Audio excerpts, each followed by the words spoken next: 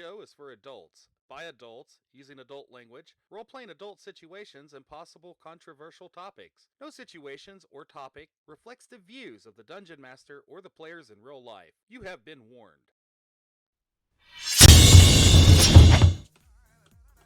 Da da da da da da da. Da da da da da da da da da da da da.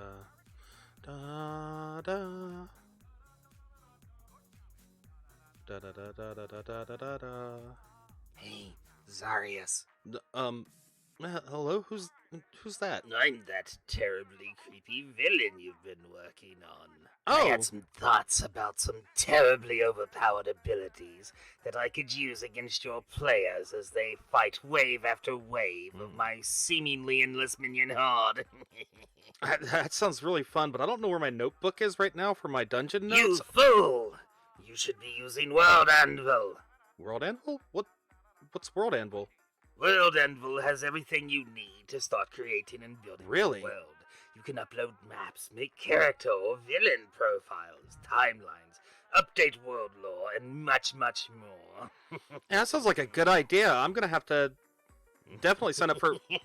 Why are you laughing like that?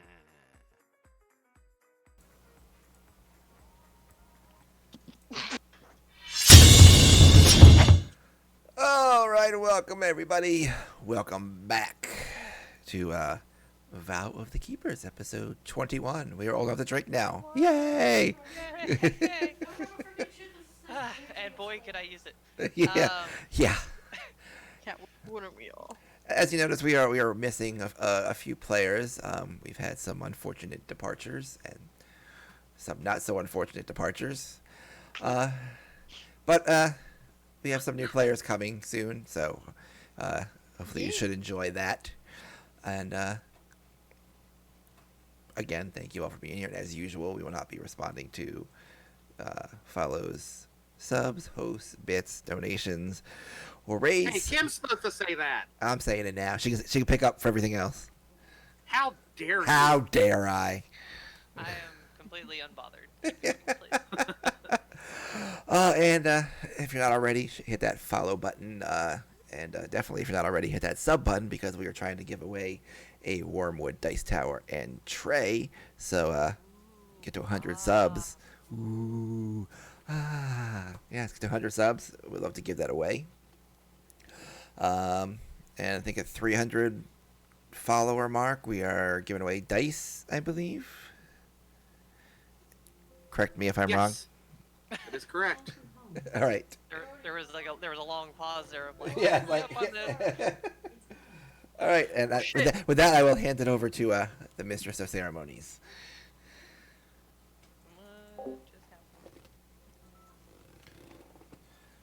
Come on, Eli. Yeah. What? Roll 20 just hiccuped. Yeah. Oh, that So I was like, what? was probably my fault. I'll put it in chat.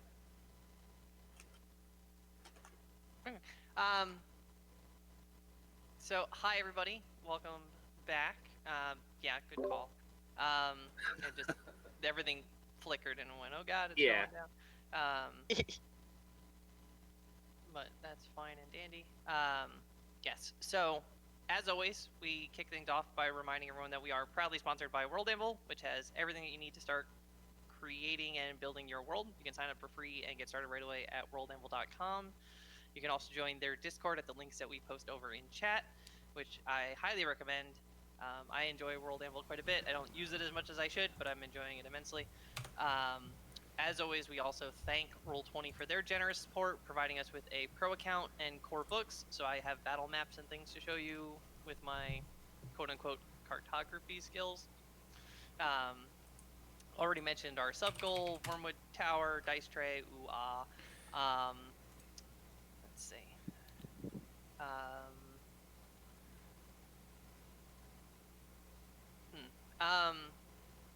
So where we left off a couple weeks ago now was the first part of the festival. Everyone was scattered about town doing different things. Czar was making his limited release pins themed to the festival and selling them and making a whole bunch of gold. Shelly had been doing, helping out the Veril festival display, the bit of like cultural demonstration, doing some turtle drumming with them and having a lot of fun. Finnegan was off playing bodyguard. Lucy was doing some poking around town, investigating, and Kinley was working on some different research projects and side studying and things of that sort. So we are picking up with kind of the tail end of those few days that we were sort of fast forwarding through, and then we'll have everybody get dressed up nice and head off to the Ambassador's Ball, which is sort of the halfway point of the cultural festival. It's sort of a big fancy ball, all the ambassadors and super rich people and schmoozing and elbow rubbing and glad handing and all that kind of fun stuff. So where usually I kick things off by telling you like, where do you guys want to start? But in this particular instance, we're gonna kind of drive things a little bit differently, just because we're speeding through time. With Czar, throughout this week, you have had your apprenticeship sign up in the window, trying to recruit people to potentially kind of run the shop in your absence. You've had a few people pop in and sort of inquire and express interest. A lot of them were sort of rubberneckers and things of that sort. You're kind of weeding people out and tossing them out. But you do get 3 good potential candidates out of the deal. You've been talking to Narok, a Goliath, male Goliath with kind of like a blacksmithing focus. He's looking to, get into traditional forging of armor and weapons, and thinks he might be a good fit for apprenticing underneath you. You've also had Sheeta, a half-orc female who's she already has some training in jewelry making, like jewel crafting and things of that sort, and she's looking to learn how to make the settings and rings and pieces like that. She's hoping apprenticing in your shop would give her the tool set she needs to be able to make complete pieces and not just the gems that go in somebody else's stuff. And then the third person is Valerie, an elf female tinkerer. She's a little bit more of an inventor, does a lot of clockwork mechanisms and things of that sort. But she's she's also looking to kind of expand her skill set. So there are people that you have been sort of chatting with here and there throughout this week, and they've all sort of expressed interest in taking on the apprenticeship. I would probably give it to, what was the third one's name? Valerie? Valerie? Okay. Yeah, Valerie and Sheeta, I would take both of them, but not the Goliath, because he's wanting to do stuff that would infringe on our dear Guildkeeper's business. Whereas the jewelry and the clockwork stuff would fit into more what Czar's wanting to do with the shop. Gotcha.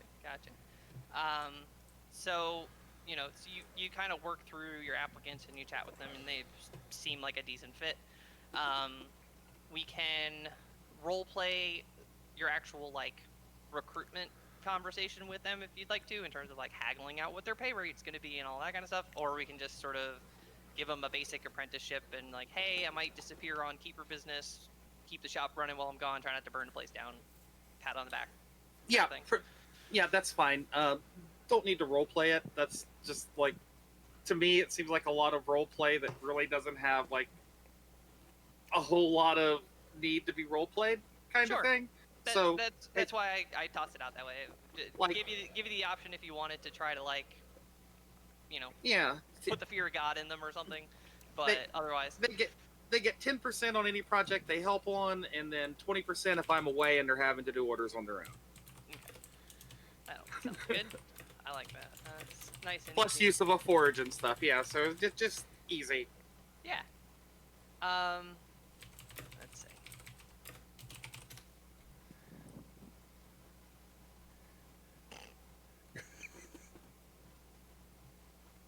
So, as the week's gone on, you noticed just kind of in passing here and there, that Shelly's been a little more distant from the group. Just kind of like they're really busy with their drumming and stuff, so you don't really think too much of it. They've got a busy performance schedule, and they've been, hanging out with their drum corps, drum group, drum line, Drum corps. a bunch. So you don't really think too much of it. But on the morning of like day 6 of this week that we're fast forwarding through, there is a loud knock on the front door. So, who would like to answer the front door that somebody's banging on? Sure. Yeah. Probably all of us would get up and go check it out. Lucy maybe gets there first then. Okay. So as on your way down to the front door, you notice that the bag of holding that Shelly had, their badge and a note are sort of sitting on your kitchen table on that 6th morning. They're just sort of sitting there, but you get the bang, bang, bang, bang, bang, bang, bang, bang, bang on the door. So you're like, okay, we'll have to come back to that in a second. Yeah. You answer the door, and it is one of the city guards who is actually looking for Lucy. They've come to let you know that they've detained the street preacher that you were asking them to keep an eye out for. You said you wanted to talk to them. They've got him in custody, and if you want to come down to where they're holding him, you can chat with him like you said you wanted to, I guess. I don't know, they kind of like, know what you expect to get out of him, but we got him for you. Thank you very much. Give me a couple moments to prepare myself and grab the others, and I will be on my way to meet with this singular person. Sure, yeah, they let you know which, like, precinct to go to in order to get your hands on him. And they're like, we can wait and lead you there if you need us to, but otherwise we could just get back to what we're doing, and you get there whenever you're ready. You may go back to business. Thank you very much. Have a good day. And they head off to go back to patrolling and make sure the festival's all well maintained and stuff. Right. So you come back from the front door, and you're like, hey, they caught that guy that I mentioned. But then you have Shelly's stuff kind of sitting on the table there. She's definitely gonna go check it out. While notifying, like, oh, they caught the old man talking about the 6 and these odd prophecies Oh. that aren't sounding that are sounding very much, like A little bit too on point. Yeah. Mm-hmm. What's over there, Lucy? What are you looking at on the counter? It appears to be Shelly's things along the note. She says that she looks at the stuff that Where is she has this been left morning? on the counter. I don't know. I don't see Finnegan either. Yeah, I haven't heard from all of them in the last couple of days. Well, Finnegan was guarding the ambassador, so that's perhaps true. he was still with her. Perhaps. Still, I think that's odd work for a keeper, but that's just me. Yeah. So going through, you can see that the bag of holding that had originally been silver hearts with all of the sort of like miscellaneous camping gear, tents, ropes, grappling hooks, rappelling equipment, all that kind of stuff is all in the bag, just chilling. It looks like Shelly took some of their personal items and things out of it, but otherwise the bulk of the stuff is there. Their badge is left sitting, and a note addressed to the group that just says, be good, with good all in capital letters, be good, like emphasizing it. Dash Shelly, and that's it. No word of where they were heading or what they were getting up to, just they're gone. Be good? I don't know what she means. All Been right. Hey, Tara hasn't broken any fingers or any. Why does everyone joints. think I'm just going to walk up and stop breaking people's fingers? Oh, that's not I it. don't know. I just know the way you're interrogating people. I'm just teasing you about it, just how you They tease were me evil about mine. cultists bent on the destruction of Yes. the world. I'm sorry. I will not debate this moral argument ever again. Look, we haven't You get a broken pat we on haven't the broken head. any fingers or arms lately. We haven't toppled any councils lately. I think we've been quite good lately. Well, perhaps this old man might lead us to topple more cultists. Perhaps. Who knows? Perhaps. But yes. these are Silverheart's things. Shelly's things appear to be missing. Also, and a cryptic letter that reveals nothing. Well, I think that you should keep hold of that bag so that way Silverheart's belongings are all together on one person. Well, technically, not all together, since his armor is Well, in the making. that's still his armor, even though it's been fit for you, dear. It's mine now. So okay, she's gonna grab the bag of holding and like keep it on herself because why the fuck not? Right. Well, I suppose I should go put some pants on if we're going to be running around the city. So, Yes, please do. Please. excuse me. These boxes were custom made for me by my hand. Thank you. Just As get, I just get some pants on. As I walk back upstairs, with like pulling my britches up. Lucy pays no attention to that because it's just Czar being Czar at this point. Yes. Well, he's getting dressed. I guess first thing we do is go see that old man and then try to get into that ambassador ball. Oh, Try to get some kind of invitations. here's our y'all from upstairs. After we interrogate that rambling person, we should stop by Bella's and drop off that badge. We probably don't want to be holding on to that. Yeah. That's a fair point. He's got. And I'll come back downstairs dressed. Might have use for a spare. No. They only work for the person that they're. Actually, you're right. So Czar will. Thank you, because that never crossed my mind, but it should have. Czar say, on second thought, we'll hold on to Shelly. Just let me hold on to that, Lucy. And I'll take Shelly's badge and tuck it away. I'm not trying to tell you what to do. Turning it into Bella's is actually a really good idea. I didn't even think you would think to do that. But if you want to keep it too, that's cool. Yeah. Because I should have thought about that. I have a tendency to editorialize. I'm sorry. No. I should have thought about that. Czar would have thought about that. That's me as a player failing my character. How dare you? So eventually you get yourselves put together for the day. A little kind of betwixt, maybe is the word I'm thinking of, about the Shelly situation, where they might have gone, why they didn't say goodbye, they just left a note and bailed, and it was just like, oh, that sucks.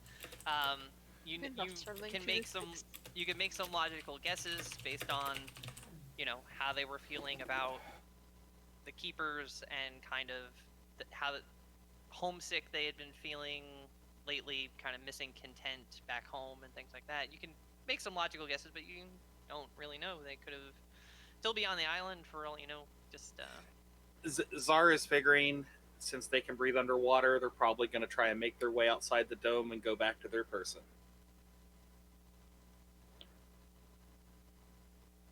That's his guess.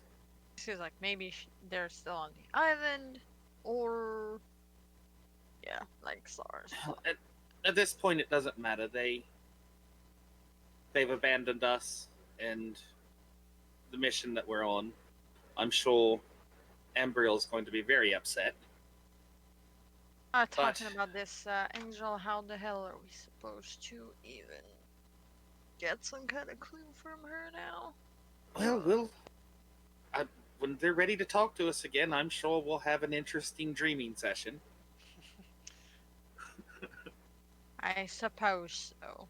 Lucy looks maybe not that thrilled about it because her god's not thrilled about that stuff. happening. So you just see her being like, yeah, yeah. Alright, then let's make our way towards the barracks now, I suppose. Okay. So you know, suit up for the day, ready to go, and head off to the precinct sort of division that they were holding the gentleman for you. You could talk to him. You show up, let them know who you are. They're like, oh yeah, we got him in the back. He's just been hanging out, kind of cooling off. Walk into the room. He's sitting there, relatively calm. He's clearly a bit confused as to why they bothered to detain him when usually they just sort of shoo him off when they get mad at him street preaching like he does. But then you walk in and he doesn't recognize you as you, but he immediately recognizes that an Asimar has just walked into the room, and he all of a sudden is just like, oh shit. So, Dude, Lucy being an SMI. Good morning. Hi, I don't know why I'm here. I didn't do anything to anybody. I was just, go, Lucy, go ahead and make a perception check for me. While she was gonna also close the door. Oh. Yeah, she closes the door to make sure nobody is listening. So maybe she's more focusing on that than I'm perceptioning. gonna sort of slide into the chair at the table, and as I do, I'm just gonna kind of palm my badge in my hand, and I'm gonna slip the badge I'm wearing off and into over to Lucy, and just try to stealthily drop it into her bag of holding. Okay. Sleight of hand for that, just to kind of see how slickily you get that done. Yeah. It's a skill I'm good at, so I'm gonna roll terribly. Oh, never mind. I don't know why it rolled with advantage, but Either way, so you managed to do. It doesn't seem like he caught it, and you didn't like miss the bag or any of that kind of nonsense. You just kind of quietly like, whoop, and sit Okay. down at the table across from him, and he's just like, look, I don't hurt anybody. I don't bother anybody. I just say my piece and try to spread the word, and this all seems like a really big misunderstanding. I don't maybe mistook me for somebody else, or just please. so why don't you tell us what you've been trying to tell everyone else? We're here to listen.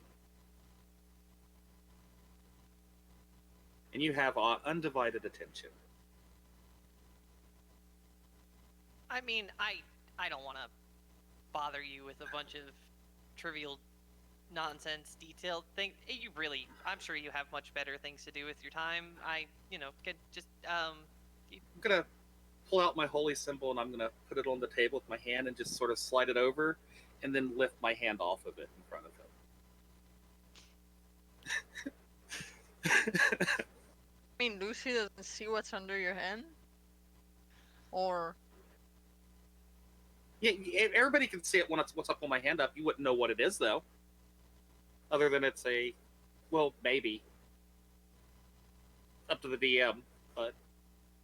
What's the holy symbol of this six look like? Of a particular sex. Make a religion roll for me real quick, Lucy. We'll see if because you God. yeah it Oh, it seems a little familiar. like but... it catches your eyes. Like, I feel like I kind of know what the hell that is, but it's just slightly escaping you.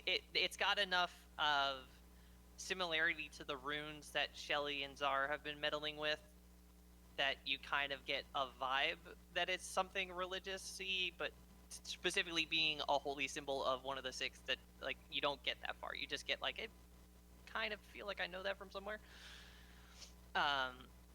because you have spent a good deal of time with Shelly and like in the Angel's little pocket space and things like that, where you've seen a lot of the religious iconography and stuff, so you'd at least have a vague notion of what the hell's going on.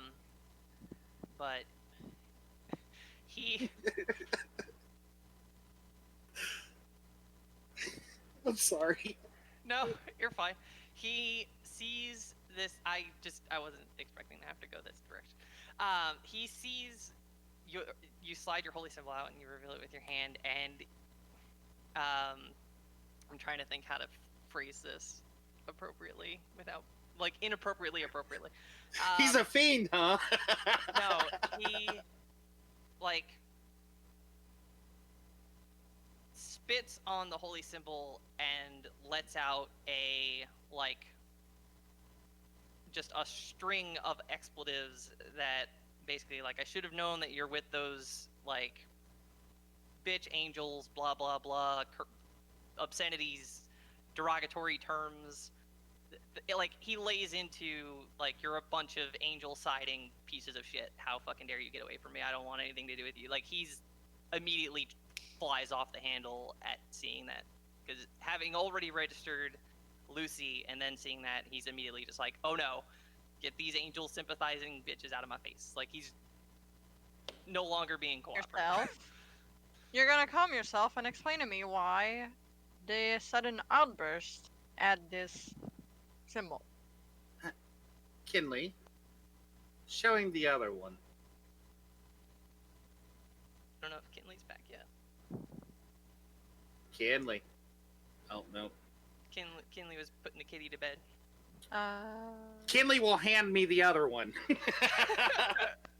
And I'll reach out and take mine and slide it back and wash it off, and I'll slide the other one over. By other one, you mean her badge? No, not her badge. The Symbol of the Demon cultist Queen. symbol. Oh, the cultist symbol. Because Kinley and Finnegan both had one. That's right. Okay. The other symbol. I got you now. I was confused where you were And, going. and I'm going to say as I slide it over, I just had to be sure. Make a deception check. Deception. Okay. I'm good at those too. Oh, God. Don't make me use my luckies yet. Dang! Yeah. Okay. Nice. He's looking a little like he's definitely on edge. He's not fully in the realm of trusting where you're at or where you're coming from on this. Okay. So he's just kind of eyeing the cultist symbol in front of him, and he's a little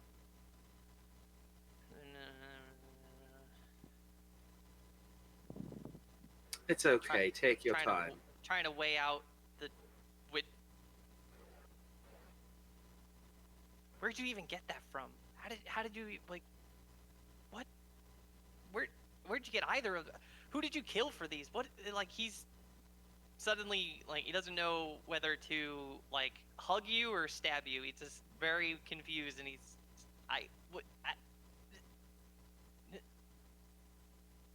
One Wishful, man. was given to us. He nods down toward the one on the table. The other was taken off of a very troublesome traveler that had been following our movements for several weeks.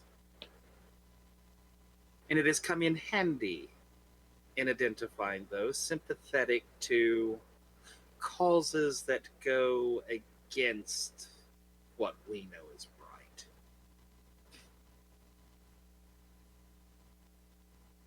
It's kind of so. You're with them. How are you still with them? Like he's looking up at Lucy. Like how did you get past them? How did you like? Have they not caught on yet that she's Let's just say, as far as her ancestral heritage goes, she's the black sheep of the family.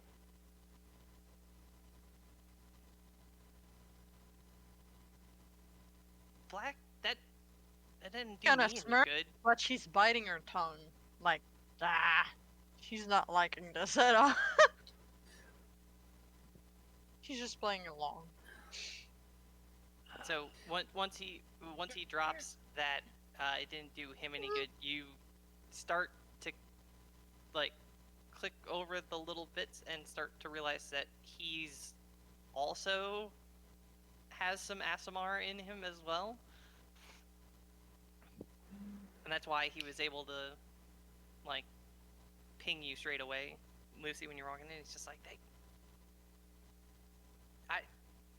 black sheep or no black sheep, they won't let me back in. They won't. I don't understand. I don't understand. It doesn't make any sense. I've been trying, and they won't even give me a chance, and it's been horrible. I'm sorry. Some of our comrades are quite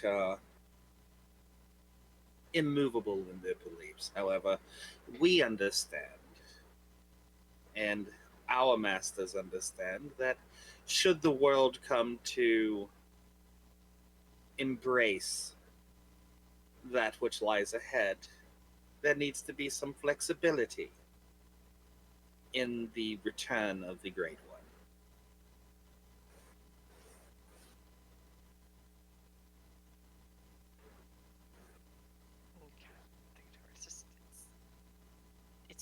It's been so hard on our family. My grandfather was moving up, and then they caught him and they kicked us out, the whole family, and then like we've been trying to get back in. You lose everything. We lost all of our friends and all of the resources. We've been destitute. The only one left in the family, and he's very much just crestfallen at the fact that his family had been kicked out of the cult because they happened to have some Asimar blood in the bloodline, and it presented itself, and they went, well, you're out, and just shoved the whole family line out of the group and said, nope, you're on your own, bitches. So he's been educated in the ways of the cult, but is ostracized and banished essentially because This can't have none of that. Really well. So I'm going to kind of like lean forward a little bit. And how would you like to have vengeance upon those that have denied you and your family your rightful place?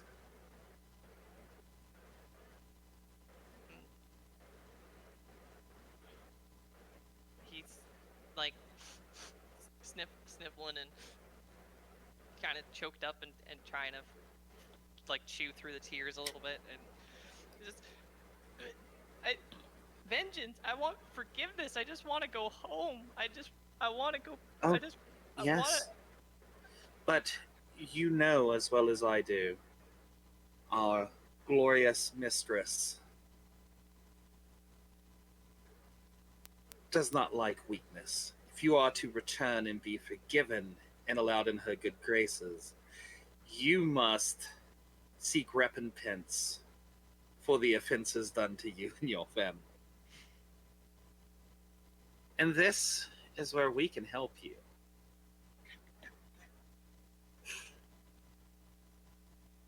Okay. Make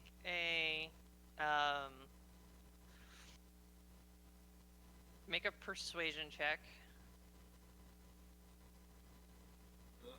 God, here comes the bad roll.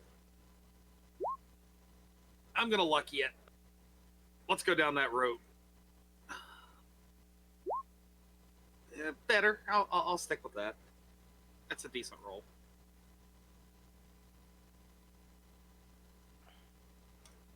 So he's kind of like, I don't know.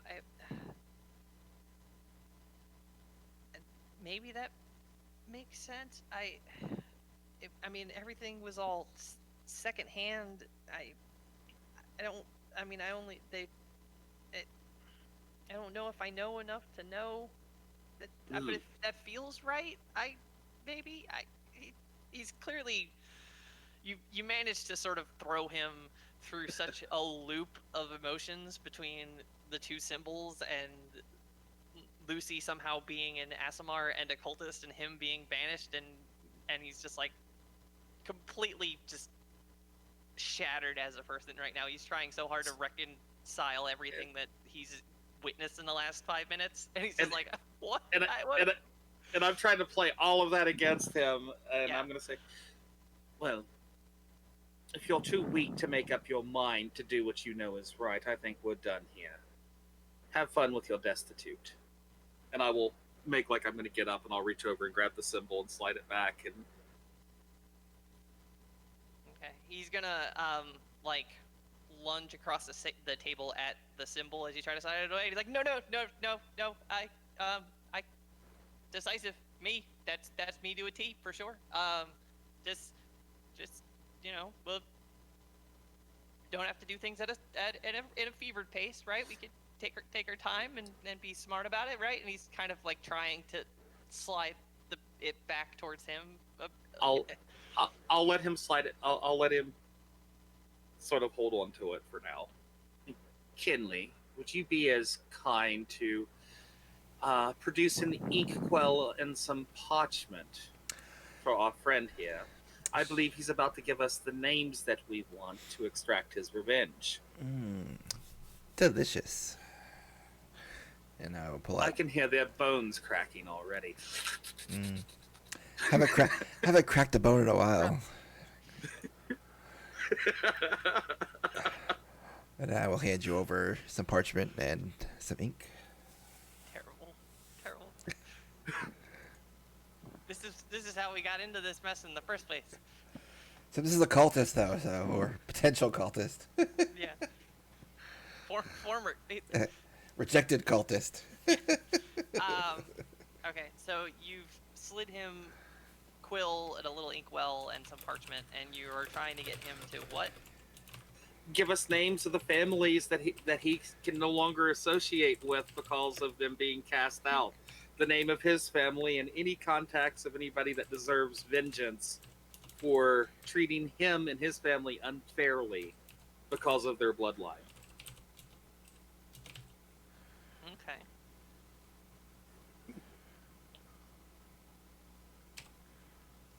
And the whole time I'm just kind of like, it's fine.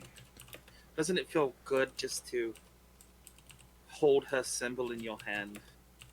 To feel the darkness beginning to wash over you again? I was expecting Lucy to come to this conversation on her own, and this was going to go differently because I know Lucy would have done this very differently. Yeah, this is how it broke down, so this is how we're going. So he's writing names that he can remember. His grandfather was the one who actually got thrown out. Mm-hmm. So his personal relationship with the cult is a little more tenuous. He's almost like more of a fanboy at this point. Like he's always wanted to get back in, and like redeem the family honor, kind of sort of like a twisted version of redeeming the family's honor by getting back into the cult that they got thrown out of, kind of a thing. But he's doing the best he can to try to remember a few names of people specifically that his grandfather always kind of like would sort of spit when they were mentioned, kind of a thing, and those are the bastards who did me wrong and that kind of stuff. So he jots down a few names. He's like, I don't know how many of these people are even still alive at this point. It was a while ago, but maybe they their family's still in it. I guess I don't. And like as he's jotting names, he mentioned. So where have they moved the door to? It's best we not discuss that here. And I kind of look around suspiciously.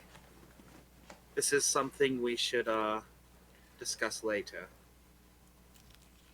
Oh, yeah, sure. It's kind of I was just curious.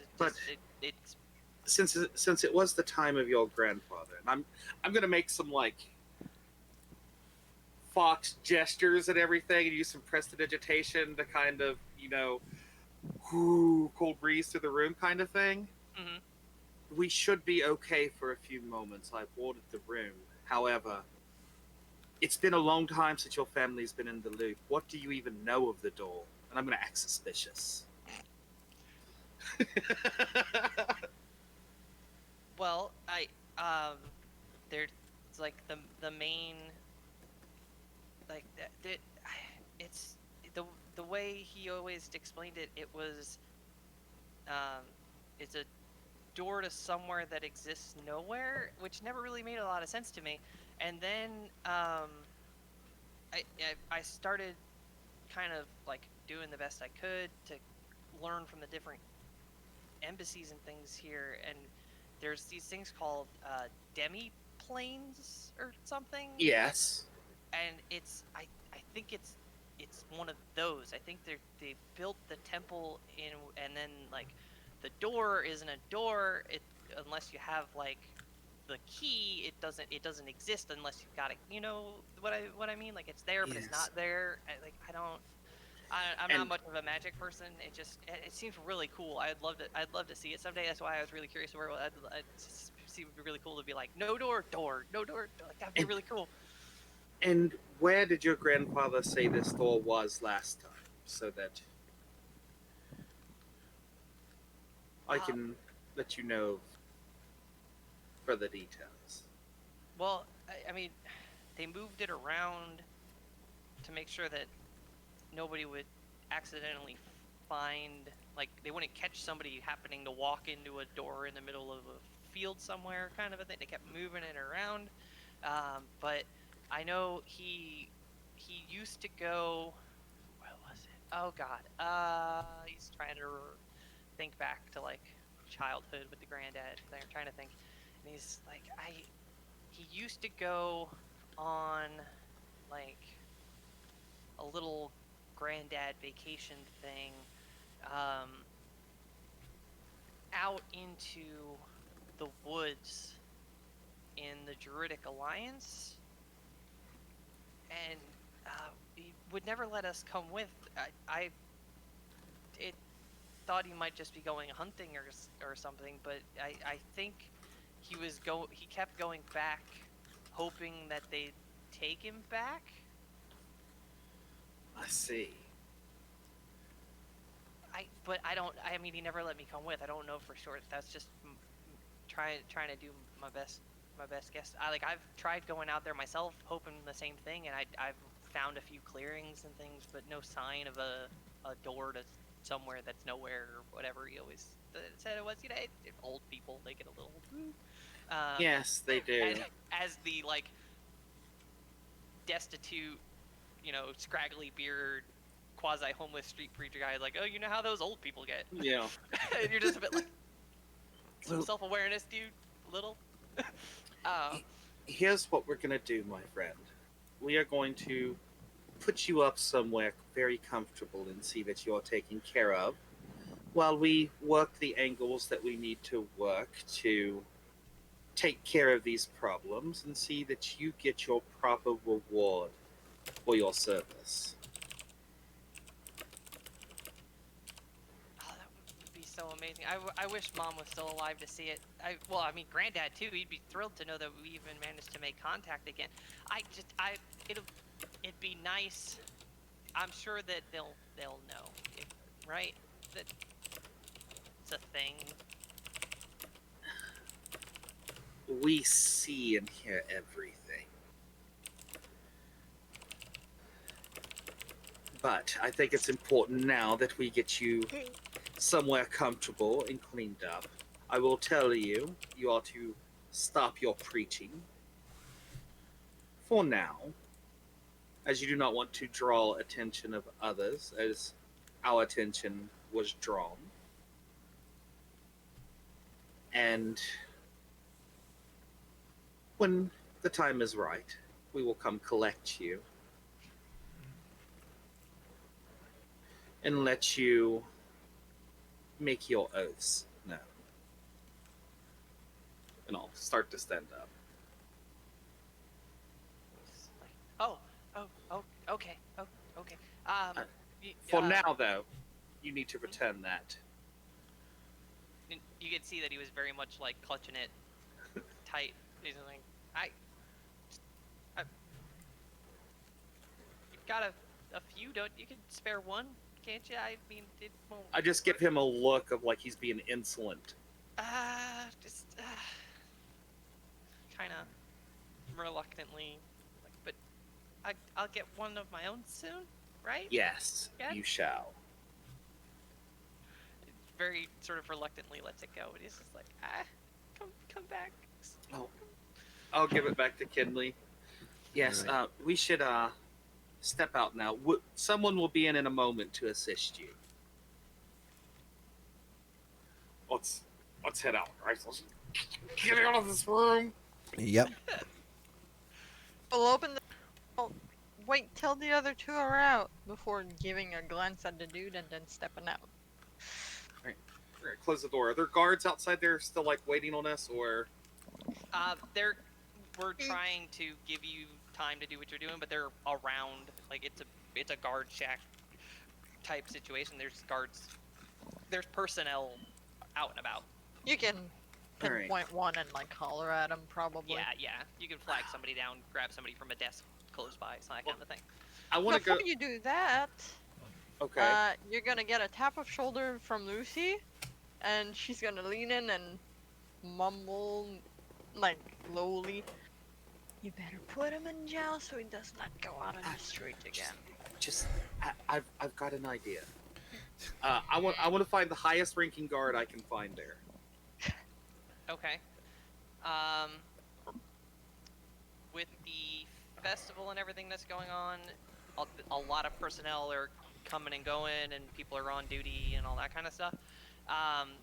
They eventually point you in the direction of like a shift commander Okay. type person for the precinct that they're in.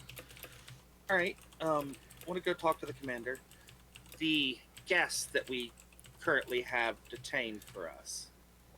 Yeah, the weirdo that you made us pick up for you. I'm still not really sure what the deal is with that guy. He's a weirdo. Well, unfortunately, it's classified and of the utmost level of security for the Empire. Security. But I'm gonna. That guy. Looks can be deceiving. Needless to say, he has vital information. He is to be, and as I'm saying this, I'm writing something down on a piece of parchment and sort of rolling it up and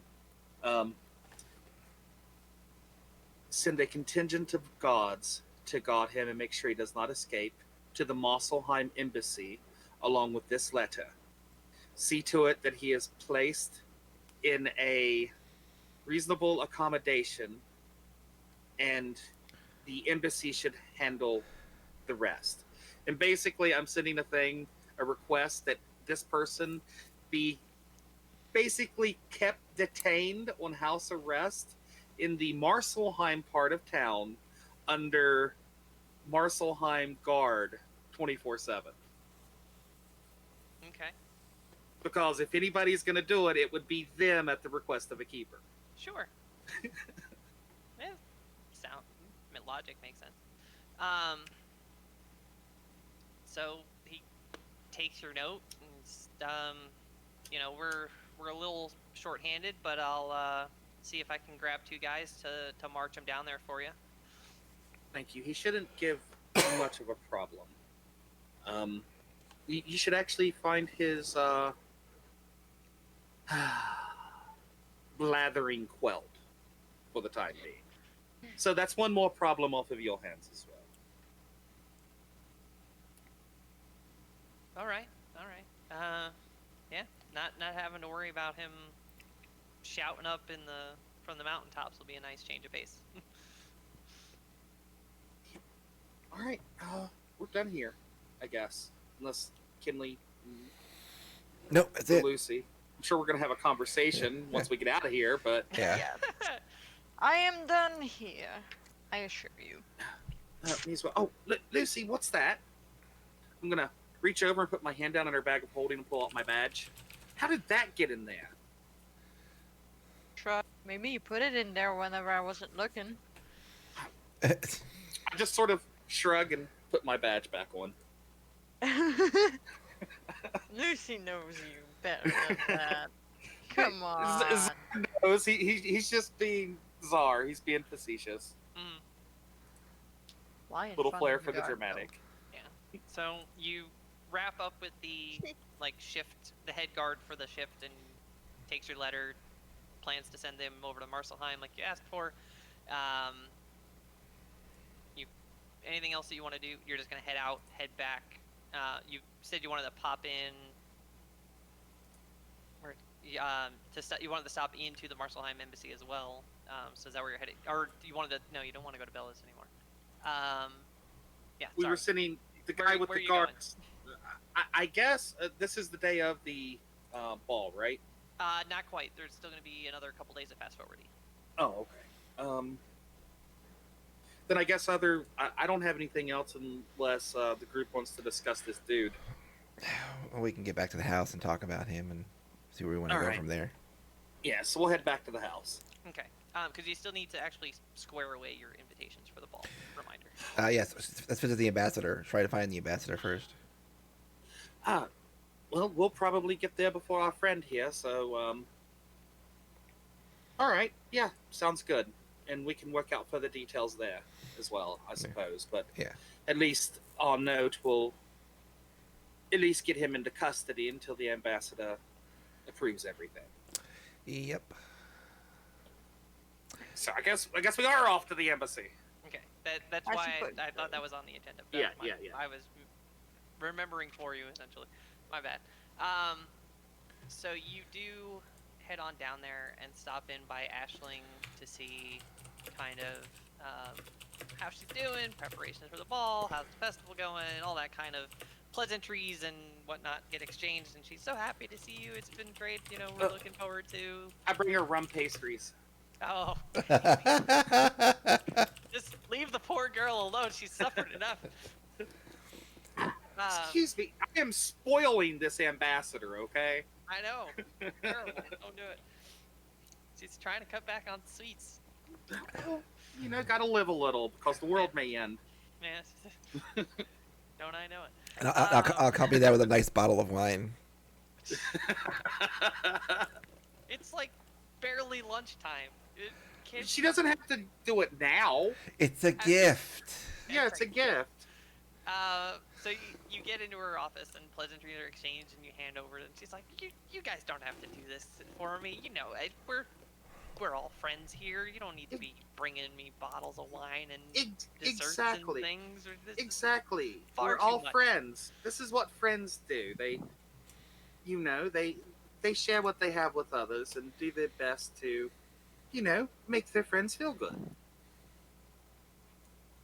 That's what friendship's for. So what brings you by today? Are you enjoying the festival? It's so much fun. I mean the crowd's a bit down, but that don't dang goddamn. It's like everything always comes back to that stupid dome. We are, but we've come pot business, pot pleasure. On the pleasure part, of course, stopping in to see how you're doing and to see if perhaps we could go to the ball with you. We're quite interested in being able to converse with the other ambassadors and, meet the hierarchy of the city structure and whatnot. And on a business note, we'll handle that in a moment. You'd like to come to the ball? As your guest, if you would allow it.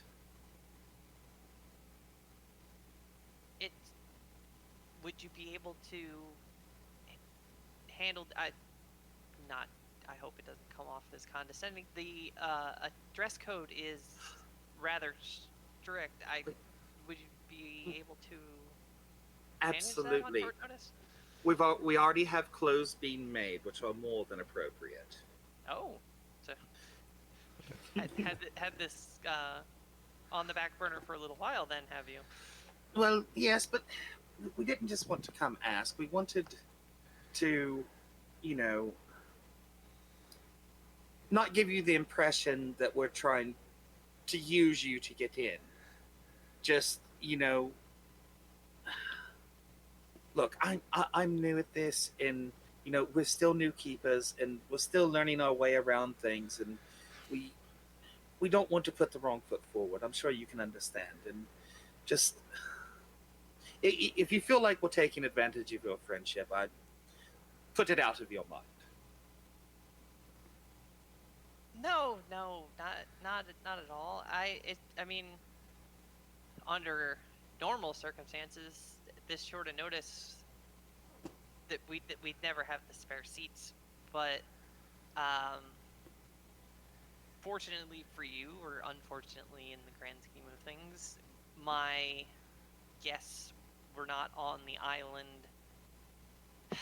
before the dome went up, so they are unfortunately not able to join me this year. Well, I am absolutely sure we can never fill the shoes of your illustrious guest, but we can do our best. So I would be happy to have you help make sure that my table is no longer just me. You, It's one of those, like, everybody has assigned allotments of tickets and things, so her table would have essentially just been her sitting there eating dinner by herself and mingling with other That's people, but so her sad. table would have been empty. I could not think of a better seat in the house than at your table, Ambassador. You've been at ours. We will be more than honored to be at yours. Yeah, I had thought about, to kind of whispers a little bit, to not like, I had thought about inviting my assistant.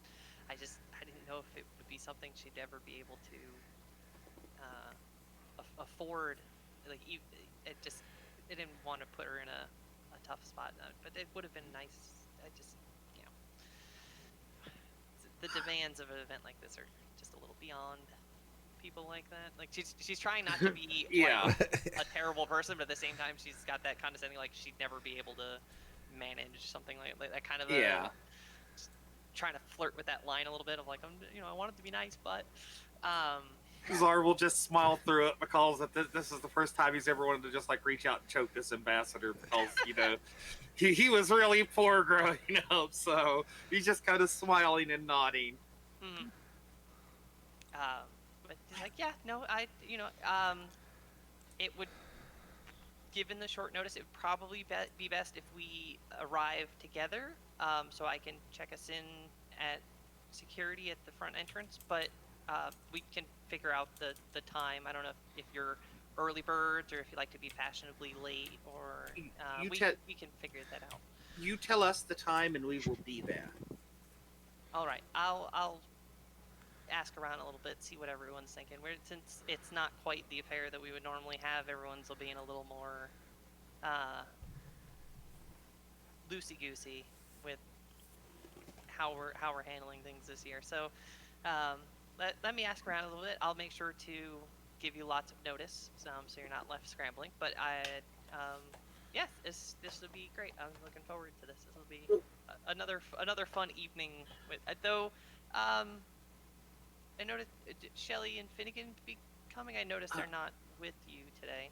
They are otherwise detained. Finnegan may attend, but he's currently assisting the ambassador for the Druidic Alliance on some matters. Oh yes, So- that's right. I've seen him at some of our meetings earlier this week. I was wondering why he had been hanging around quite so much.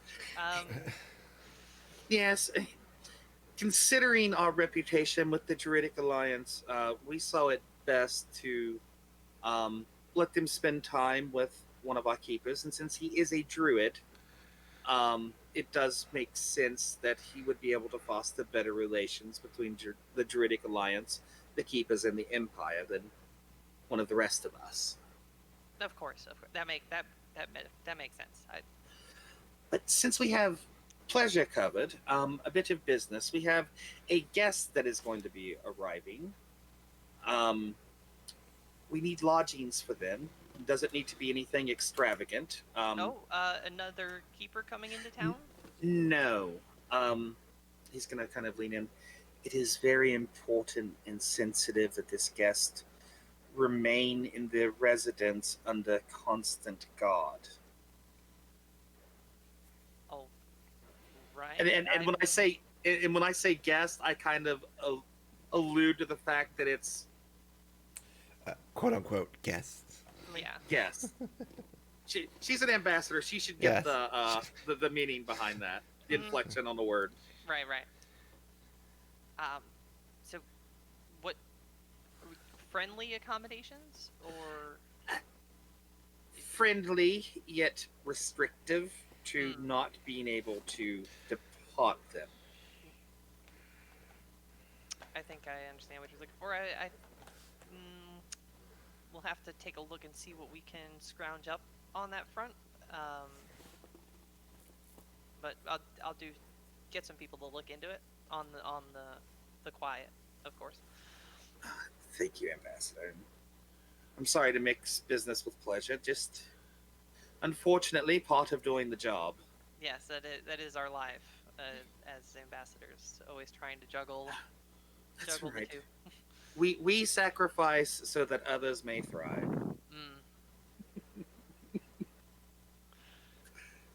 Yeah, God, I'm so full of shit.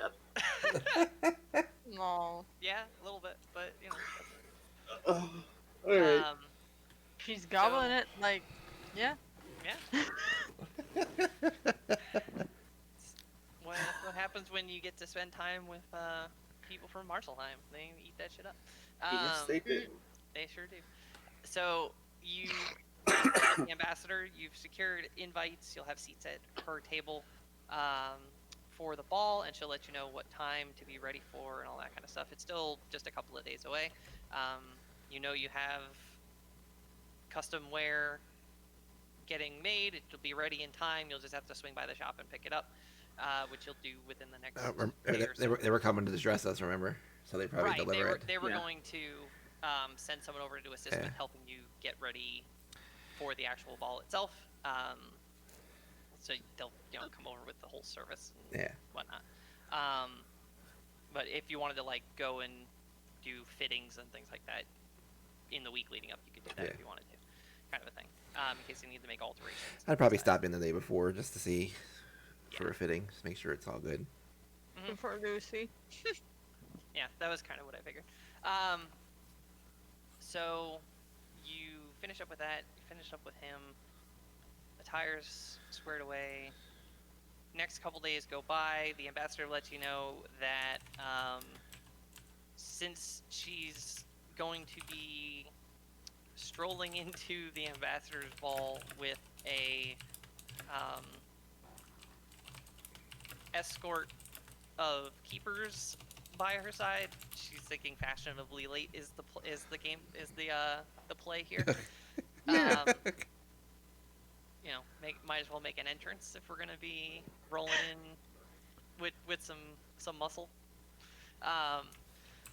So she lets you know the ball it's one of those things, like the ball's gonna start at 8, so we'll plan to like walk out to the front gate for like 9-ish, just in time for the end of cocktail hour, sort of. She gives you all those kinds of details and things. And then what we'll go ahead and do real quick, we'll take our 10-minute break. Okay. And when we come back from that, we'll jump into the ball stuff, unless there's anything else you want to do in the window of time before this ball happens. I think we were going to have a discussion about our new friend, but other than that... Yeah, no, I didn't know if you wanted to have that discussion, or if you wanted to have that, like, let's do that first, and then we'll take the 10 minutes, and then we'll go do the ball stuff. And unless Bella's got any more ammunition ready, I don't think there's anything. Trying to think. Yeah, so she would have put you in contact with, over the course of this 10-day period of time that we were covering, she would have put you in contact with Xandri, which is the alchemist who's been working on the non-enchantment version of the ammunition that you're looking for. Yep. So you would be able to stop by his shop and kind of establish that relationship a little bit, and just kind of like, hey, how's it going? How are you going? Progressing? You think this is going to work? What can you do for me? How's it going to work cost-wise? All that kind of stuff. Yep. If you wanted to spend some time assisting with that research over the course of this week, you can do that. Yeah, I'd be helping out where I can, yeah. just so I can see how it's made and, be able to make it myself, on the road and things like that, Okay. So go ahead and make me a gunsmith check at advantage. All right. Also, when Kinley would go visit Bella to get this information about where to go talk to the alchemist and everything, Czar would let Bella know that we did have one of the cultists or former cultists in custody, where they're located, and tell her that we got the information we could from him. However, should she wish further information, his location, and that she is free to do with him as she sees fit. Got it. You guys making some bold choices this evening, I see. We're just rolling through episode 21 with a bang. Let Bella go break the fingers if somebody has to break the fingers. I've got other things on. We got all the information. He's pretty far detached. We got what we could from him. She has a use for him. Good. If not, whatever. It's better than killing him ourselves.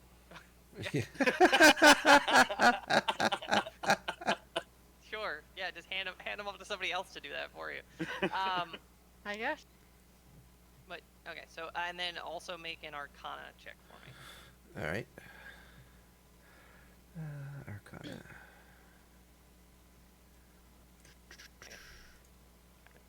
Yeah. Okay, that works. So you spend some time with him, kind of watching some of the preparation work that he's doing with some of these different alchemical combinations, and getting a feel for how he's approaching the formulas, like where his head's at in terms of basic ingredients and things like that.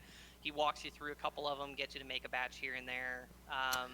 Cool. You know that you would need a base of operations to really make ammunition in, because there's a lot of delicate combustible materials. That's what half of the blacksmith shop we bought will be turned into. So. Exactly. So. But you at least feel confident that in a pinch, if you got your hands on a blacksmith shop and some tinker's tools and things, you could at least make a couple of rounds here and there in a pinch. But you're gonna want a steady shop to work out of to really make manufacture ammunition. But you definitely are okay, between him doing stuff while I'm gone and me doing stuff when I'm back here, I can have a pretty good supply to work off of. It's just gonna have to be raw material costs and stuff. Yep. Cool. Yeah.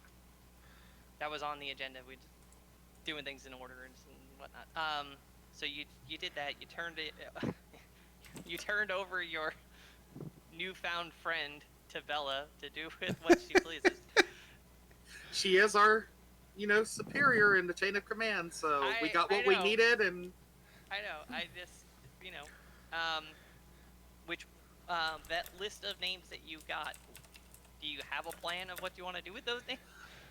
Or are you just gonna sit on them for right now and figure it out later? Or let's get through the night and discuss after session what we would probably want to do with the names. Well, you got to give us a list of the names, and Well, yeah, I can give you an actual list of names, but in the meantime, I can at least be based on the list of names, you can learn this, and this.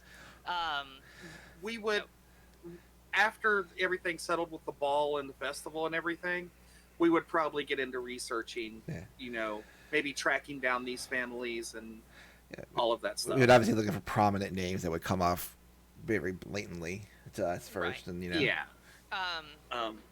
Okay, so as far resolve all that, you want to have your chat about the fellow that you got your hands on. Yeah, sure. And then keep things moving. So, that's not what I thought when we'd go see that guy. No, not at all. That went totally opposite of how that went. Forward to an ally.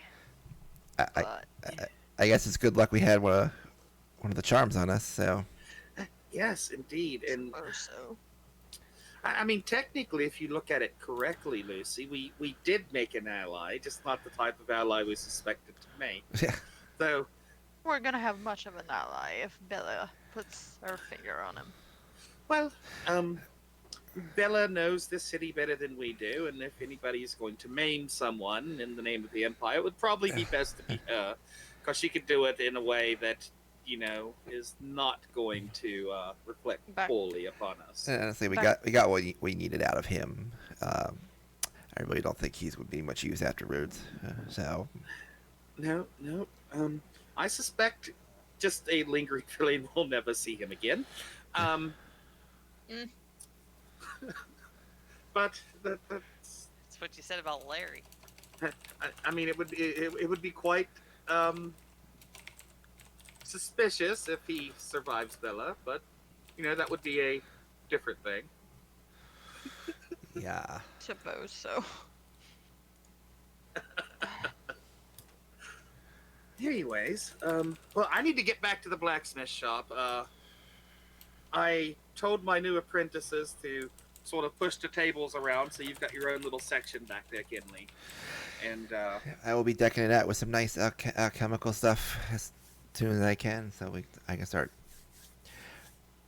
doing some more work with the special ammo I'm coming up with. Just be patient with that jewelry smith. She really likes to show her work off. Hey, if she makes some really good jewelry, maybe I'll get some from her. Hey, that's gold in my pockets. I just sort of grin at you. Of course. I do need to get back to work, and I'll see you guys briefly and sporadically over the next couple of days until we're ready to get ready for the ball. Yeah, we all got things to take care of before the ball, so. Right. Well, back to work with me. Toodaloos. Yep. All right. I guess we all go do our things. Ammo stuff. Him getting a fitting eventually the day before, making sure it's all good, and then when they arrive with the dress tomorrow and dress us, we ready to go. Yep. Yeah, and when Zara's getting dressed, by the way, you all will just hear him a couple of times. What? I can do that. If you're gonna touch that, we're getting married. Just type of yells coming. Yeah. A couple hours each day trying to teach Zara how to dance. Which go ahead and make a what would it be? This would be performance at advantage, since you're gonna spend a few days at it. Right. We'll give you an advantage for the practicing. All right. Yeah. Oh, not bad at all.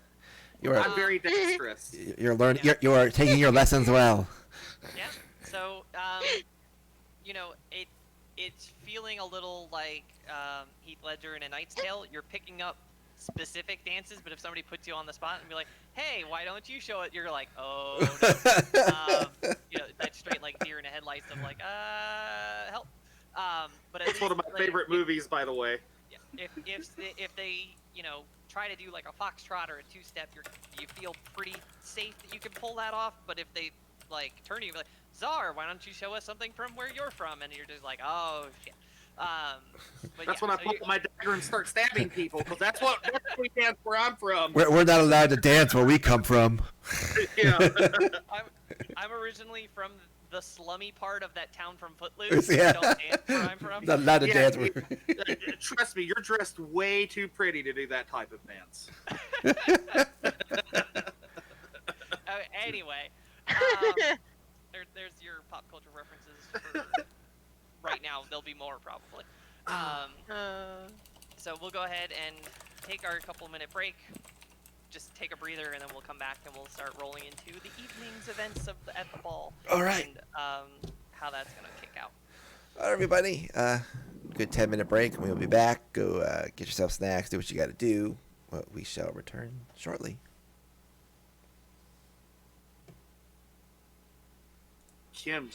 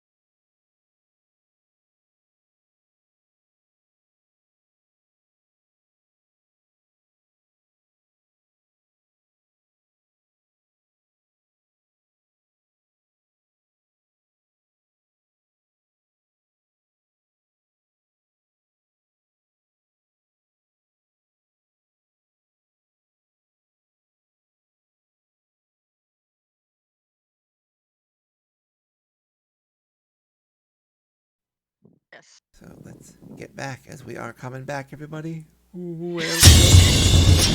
Hello. We have Hello. returned. Okie doke. How's everybody? Welcome back from break. Welcome everyone. We went just before break through our little keeper cadre here for a little bit of a loop. They did not expect to find their former ex desperate to get back in cultist friend. Nope. So it is now the day/night of the ball. You've gotten word from the ambassador of when and where to meet her. The location of the ball is down in Umlaut proper. It's in like a reception hall kind of venue that they've rented out for the night, and it's going to be very snazzy. Let you know about like, hey, we're gonna, rolling in style, a little fashionable late. You'll miss out on a bit of the cocktail hour, but no big deal. Kind of you get all that. You update your tailors, dressing assistants, and up on what time you want them there to get you ready accordingly.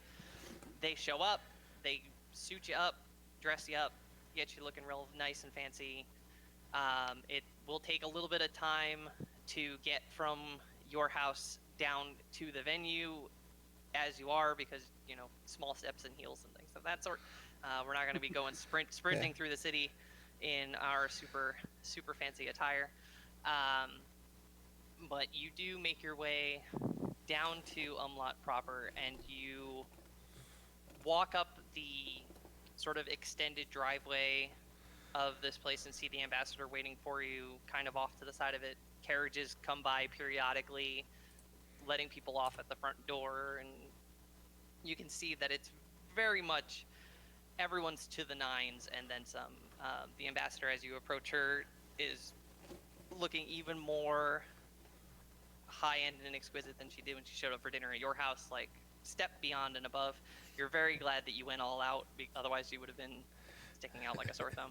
And as you approach this place, you can see the Umlaut proper. Most of the structures that you've seen are generally just a little bit of facade, and then the building itself is in the rock for cost efficiency purposes. Mm-hmm. So the more of the building that's actually a building, the more opulent and extravagant the place tends to be. Like the fact that Bella's shop has a whole exposed entrance hallway and sitting area that you can like see as a building, you're like, oh. So when you walk up to this place and they have a whole open driveway, 2 floors of building, exposed all the way back with a statue garden and things before the rock wall even starts, you're like, holy shit, this place is going to be nice. Like there's immediately clues of like, we are going to be rubbing elbows with people who could buy us 10 times over and not blink an eye. But you see the ambassador and she weighs you down. Oh, everyone's looking so lovely. I'm so glad. This is going to be fantastic. It is going to be just... You didn't bring your weapons with you, right? No, I can't quite hide them in the Probably dress. It's kind of hard to put them in the dress anywhere. No, however, Czar does have 10 pins that he worked really hard on, representing each of the 10 kingdoms on him. And these are nice, by the way. And he will present one to the ambassador. Oh, ambassador, these have become quite popular and they're a limited release, but this one's for you. Oh, You might have seen them around town. I do believe I have. I did not realize that was your maker's mark. It's very impressive stuff. They've been quite the talk of the town this week. Indeed. I just wanted to make 10 special ones that were even more extravagant. And that one is yours. Thank you very much. Thank you. That's lovely. This is gonna be. I think this is gonna be a really good night. I've got a good feeling about this. And he's like, well, let's get. Oh, We're already yeah. late enough, I suppose. Let's head Yes. on in. Well, we thank you for the invite, Ambassador, and you are looking marvelous this evening. As Absolutely. are you. I mean, just fantastic. Czar, ever the gentleman, will offer his arm to the ambassador as her escort. Well, thank you, and she'll take that arm and I'll walk up towards the gate. I'll mouth thank you over to Kinley because she instructed him on how to attend one of these parties. So, So as you make your way up the driveway to where this sort of like awning space is, you can see that there are guards all over the outside of this place. They're sort of patrolling in the statue garden. They're on this upper. This is like a raised balcony area here that these guys are all up on. They've All right. bows and spellcasters and things, and there's guards down on the ground level as well. So you sort of approach there, walk underneath, walk through the front door on the first level, and you find yourselves in a very, very, very nice looking entranceway. You can see that there's guards all along this first floor space. Looking under the stairs and straight ahead, it looks like would be other reception space, other venues and things, smaller ballrooms and things of that sort. But it's clear that they've rented the entire building out for this event. They're taking no chances. There are guards patrolling this bottom floor all over the place. There's a main table to check in, kind of show your invitation. Who are you? Nice to see you. Great to have you here. There is a sort of a lead guard captain type fellow standing next to the check-in desk where the attendant is checking invites and like, oh, Ambassador, so great to see you, and who are your guests for the evening, and doing all that kind of stuff and handing out table number cards and the usual attending an event spiel. But you can see this guard captain gentleman.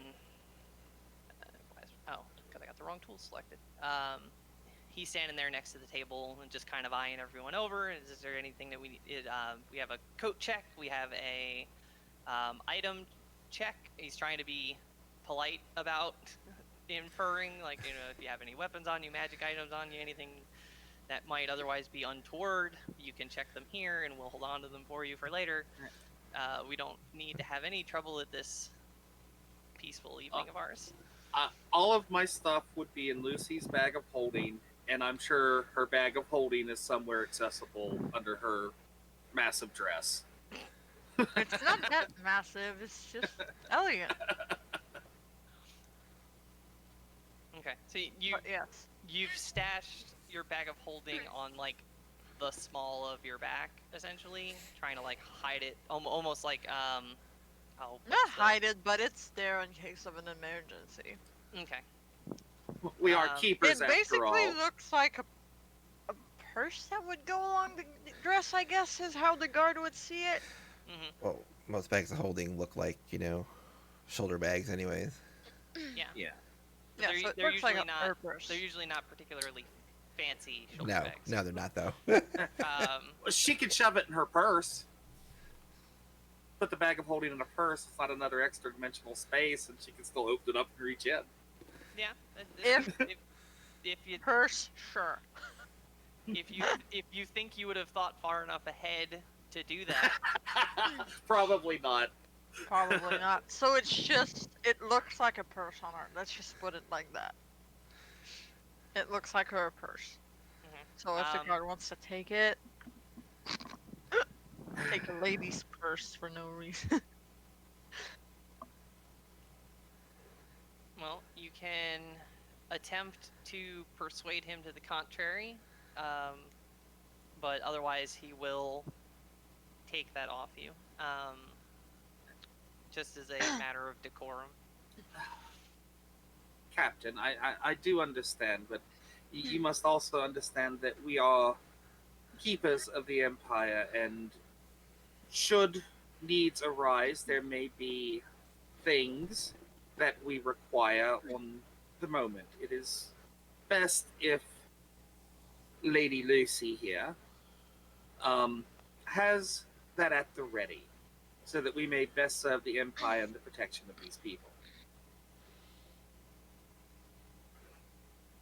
I understand your concern. We have quite we have the building quite well secured. I would hope that you would be able to trust us to keep you safe, if only for just one night. Oh, I do trust you. It is just that with a stature such as mine comes a little bit of paranoia about one's personal belongings. It's fine, Lucy. The captain here has assured us of our safety here, so we know where that responsibility lies solely should anything occur. Uh, let him check the bag, my lady. Let him check the bag of holding. Okay. So- It's like should you find yourself truly in need, it will be right here, and we will of course acknowledge your right to claim it. Very good, Captain. You are an example for everyone. We're doing our best. It's stressful times, stressful measures. I'm glad that you can understand where we're coming from, and he'll like gesture to welcome you in. A little behind him, I'll be like, "Good, Captain. We thank you for your service, and we appreciate it." Yes. Okay, so you are in this space now here, and working your way up the stairs. It's a very ornately carved wooden banister going up to like a small landing, and then a curve up to a platform, and then the platform goes up another little to the second floor, where you can hear the general kind of chatter of the other guests and their servers moving around and glasses clinking and plates and all that kind of stuff. So you know the party is up and jumping up above you. So you work your way up the stairs. Get this revealed up here. Yep, Right. I am sticking onto her arm, by the way. Still, Okay. ever the gentleman's art. Not even the fact that he's terrified of this place. Aw. So, as you hit the top of the stairs, you see this kind of space like this.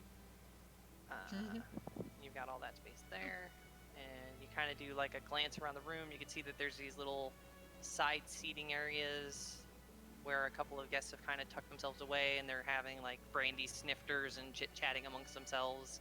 There's a pop-up bar off on the left there where people are getting drinks and things. You can see servers walking around with hors d'oeuvre platters, and they're doing all their kind of usual roundabouts and handing out little cucumber sandwiches and weenies in a blanket and all that kind of stuff. But as you hit the very top of the stairs right here,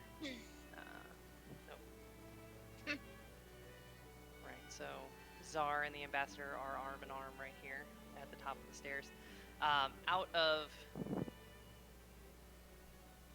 this doorway here, I'm trying to reveal this in like due course and not all at once here. Out of this doorway here leans first a very big shoulder, does that kind of like dip out the doorway kind of a thing, and a rather large mass follows that big shoulder, and as it starts to, you begin to recognize the back that accompanies that shoulder, and out of that doorway, facing away from you, comes a very, very large elf. What the fuck? Of course it does. Of course. So, right, so it like coming kind of that like duck under the door, lets himself out, closes the door behind him. Is and that he the just- Hulk? Yes, it is. Lucy is most probably gripping Kinley's arm by this point when she recognizes him. Like, so- ah, Oh, fuck. what is Czar's response? Does he see us coming out of the door? He's facing the opposite direction of you. You've sort of walked up behind him as he's come out the door. So he's currently facing away from you. Is he walking and- or is he just standing there? No, he's like kind of like ducked himself out and closed the door behind him, and he's starting to walk into and away from, like back towards where it seems to be the ballroom space up ahead. Ah, Callahan! Fuck! Are you kidding me? Oh my lord. He's gonna see us anyway, so we might as well get the element of surprise. All right. So you call out to him before he gets too far, and he's gonna turn around, and he's gonna see the three of you. He's going Well, he only to, knows 2 of us, so. he's going to recognize 2 of you, and just kind of give you a bit of a small nod and keepers. I trust you're enjoying your evening thus far. Ah, this entire festival has been wonderful.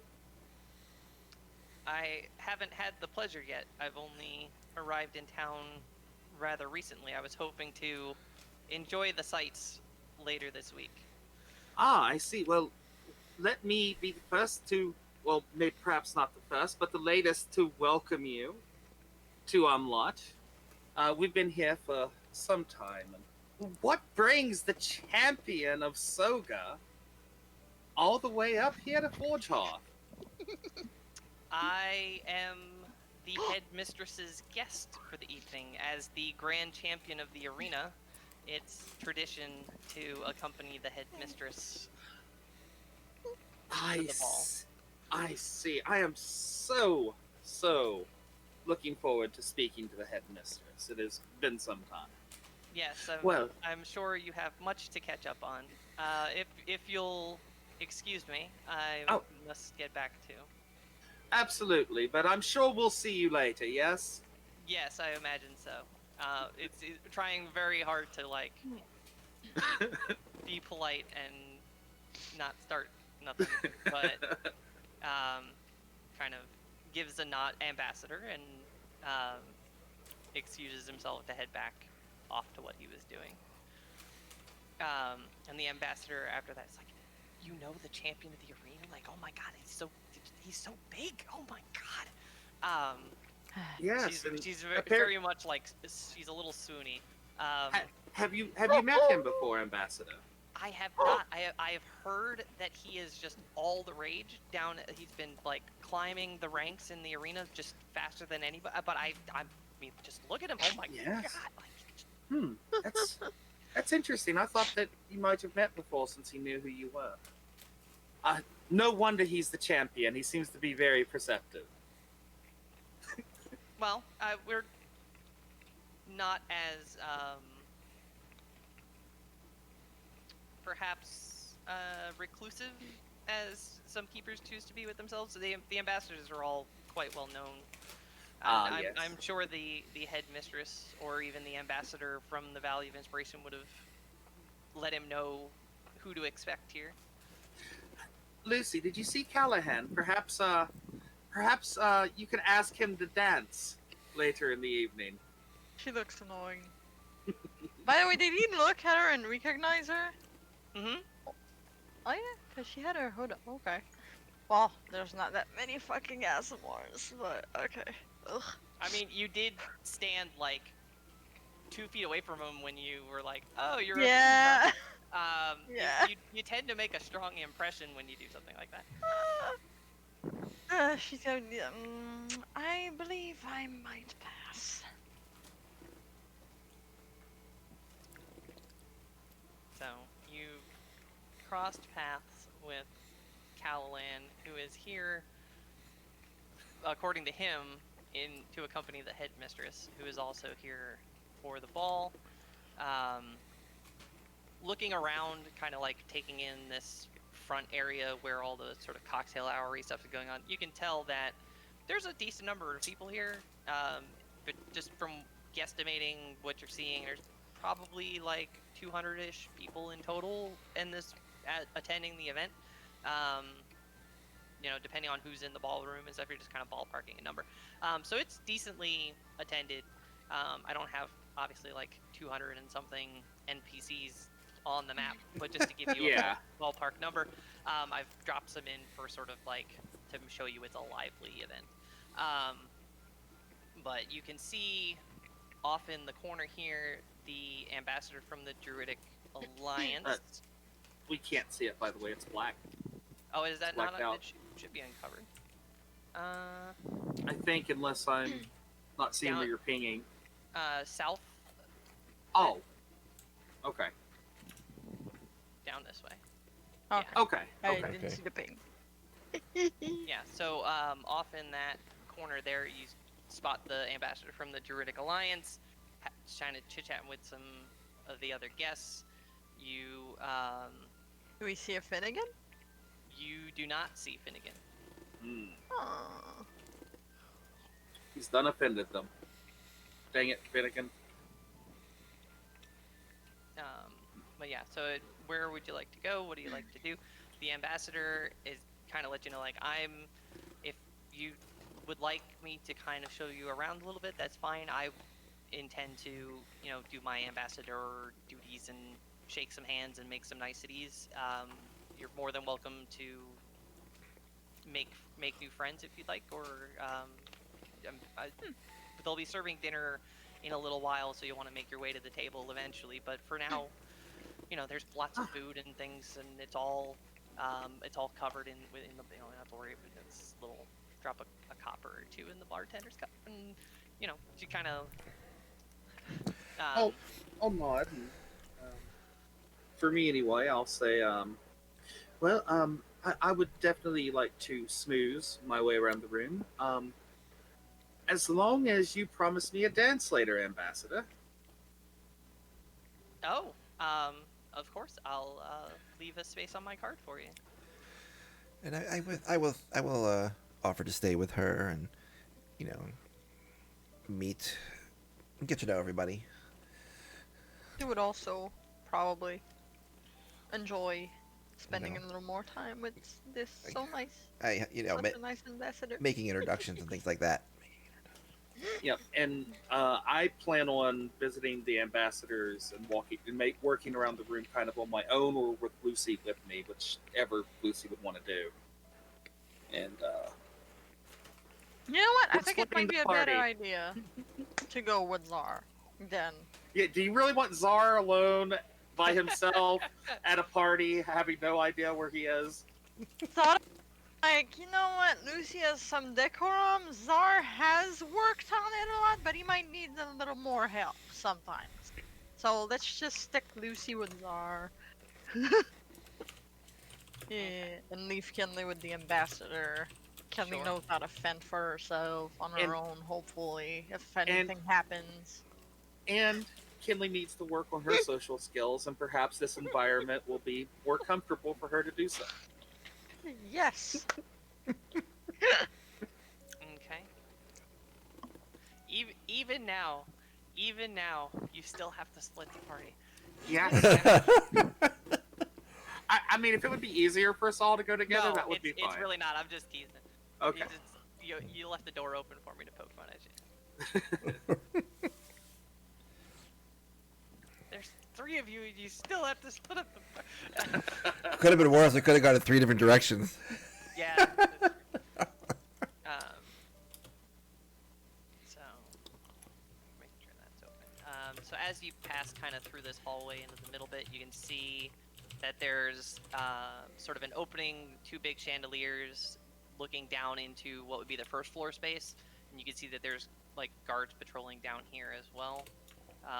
So the first floor is pretty well covered. Like they're on the move, steady pacing, watching each other's backs and things like that. The coverage on the guards on the first floor seems pretty solid at just kind of your glancing over the banisters and stuff like that.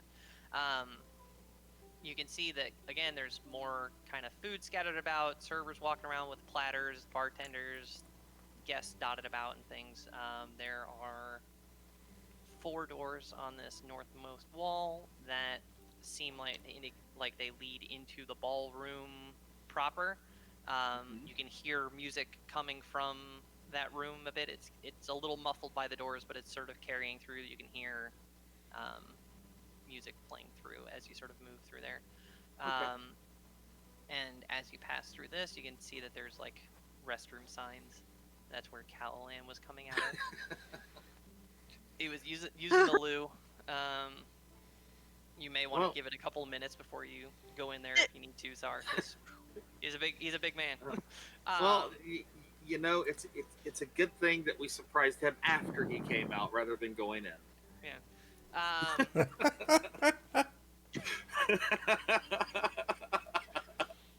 That's a good point. So where would your split of groups like to go? I go wherever the ambassador goes. I'm basically gonna like follow her around as she meets and greets, and introduces me to the other ambassadors and etc. etc. She would probably just be following Zara around and keeping her eyes peeled for anything, exchanging pleasantries wherever need be. Act like a noble lady, the noble lady that she is. Okay. Every once in a while, giving like Zara a bit of a tap, like no manners. Yeah. So I guess move the ambassador and Kinley where they're going, so I can decide where Czar would head off to, because he obviously just wouldn't follow behind them. So right. So the ambassador would more than likely lead Kinley. Oh, that's on the reveal tool. I gotta remember to switch back and forth. The ambassador would likely lead Kinley sort of around the room through this way. A lot of these guests she's introducing you to are fancy, rich as hell, noble-y kind of types. Okay. It's a lot of, nice to see you. We're so glad to have your contribution to the festival. Thanks for your donations. We're so glad to, the museum appreciates everything that you do for us. A lot of that kind of niceties, making her presence known and doing the whole, like, Marcelheim cares about the kingdoms and we care about you and we're so happy that you're here. And yes, we're working on the dome just as diligently as we can, we promise. I'm making notes of each person that we meet and introducing myself, my full name. So. Okay. And you're getting mixed response from them. For the most part, it's at least the sort of decorum that the event demands in terms of politeness and things, but you can tell that there's a few people that are like, oh.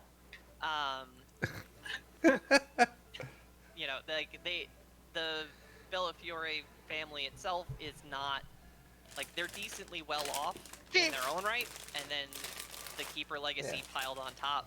It just they still get that little bit of snooty down the nose. That's like, oh, We're not filthy rich. Got it. Yeah. Well, they're filthy rich, but they're not like by a nation filthy rich. Yeah. they're not Mark Zuckerberg level. Yeah. Yeah. So there's just that little bit of down the nose at the Bellafiore, and just like, oh, we've got keepers attending the ball now. That kind of But she's happy to she walks you kind of all around through this space, and then eventually leads you into the ballroom, where you see that the bulk of the ambassadors are doing much of what she's been doing. They're kind of they're all individually working their way table by table, doing the same thing, shaking hands, nice to see you, so great, our kingdom appreciates everything that you do for us.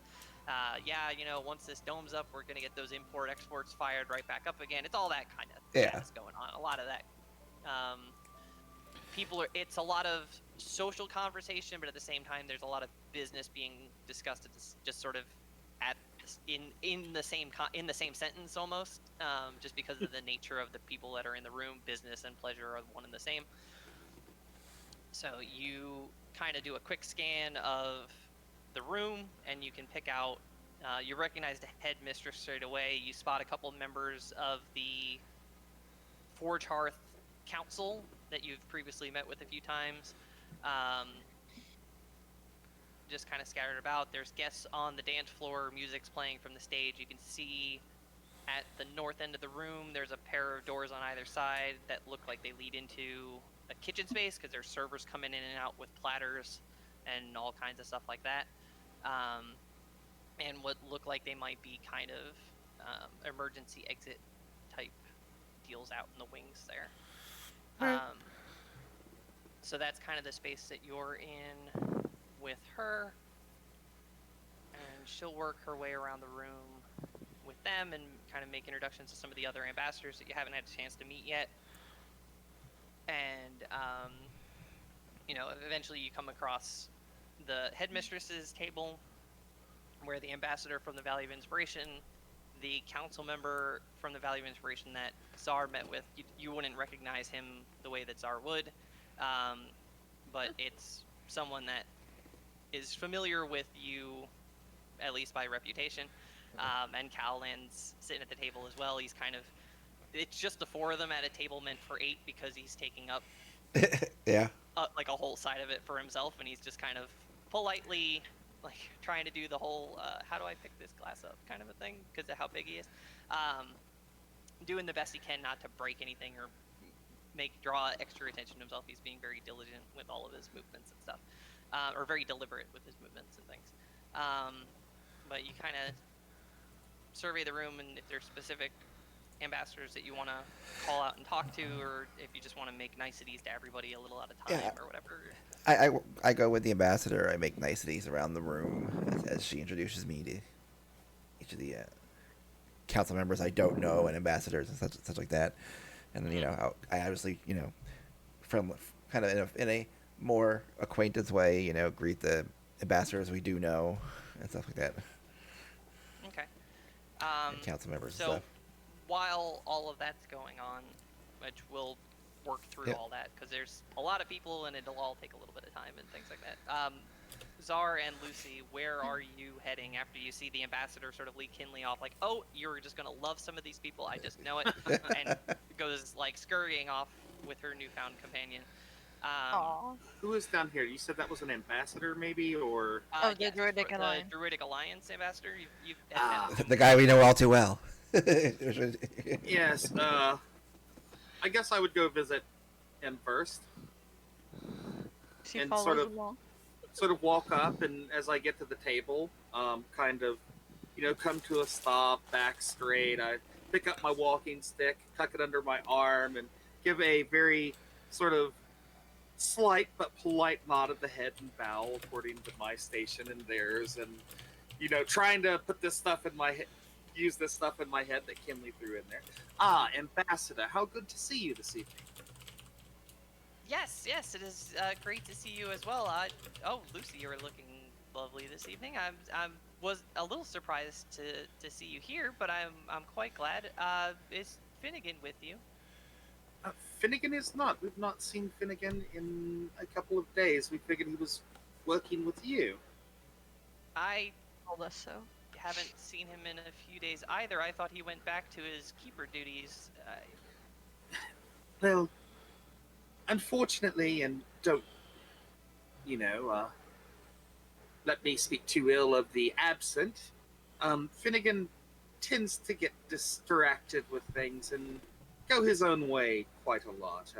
I heard that he has a lot in common with Truekeep and Niece in that respect, that they sort of go off on their own and do their own things when they think they need to.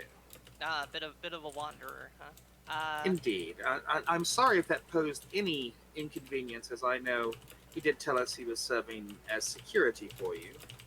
No, it's quite all right. I was quite happy to have him with us. I just when he stopped turning up, I just assumed he had more important matters to deal with and didn't give it no mind. It's not my business to pry into keeper's duties. I was expecting him to be here with you. I do hope everything's all right. That's seems a bit unusual. I'm sure it is. Trust me. He does this sort of thing all the time, which is my greatest reservation about him taking up those duties with you is I knew there was a chance that he wouldn't follow through with what he said he was going to do, unfortunately.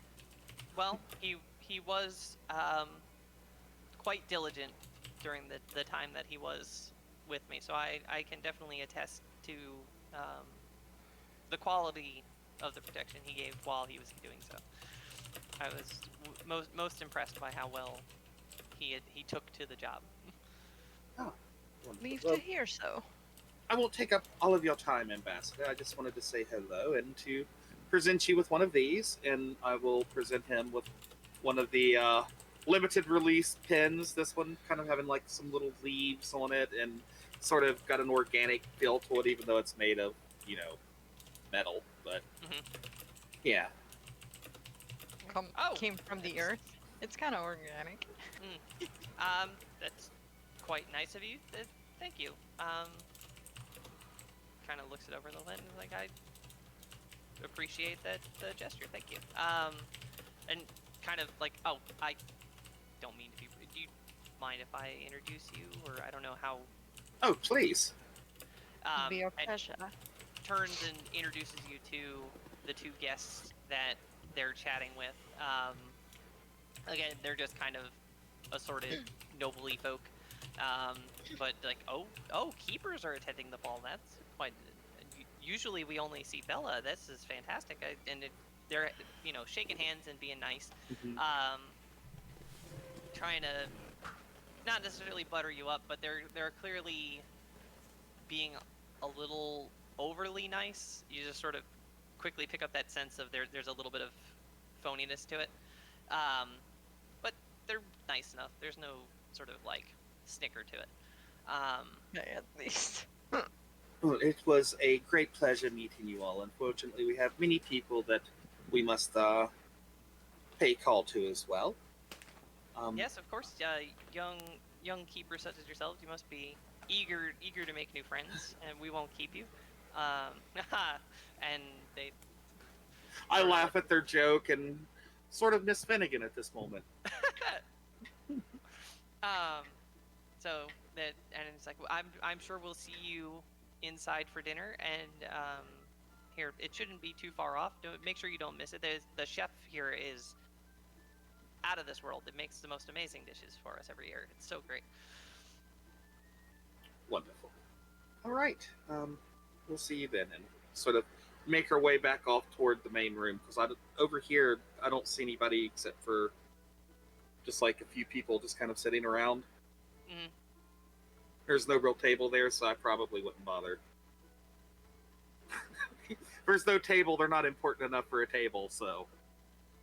Well, they've got little. It's sort of Lounge area. It's like a brandy lounge kind of idea.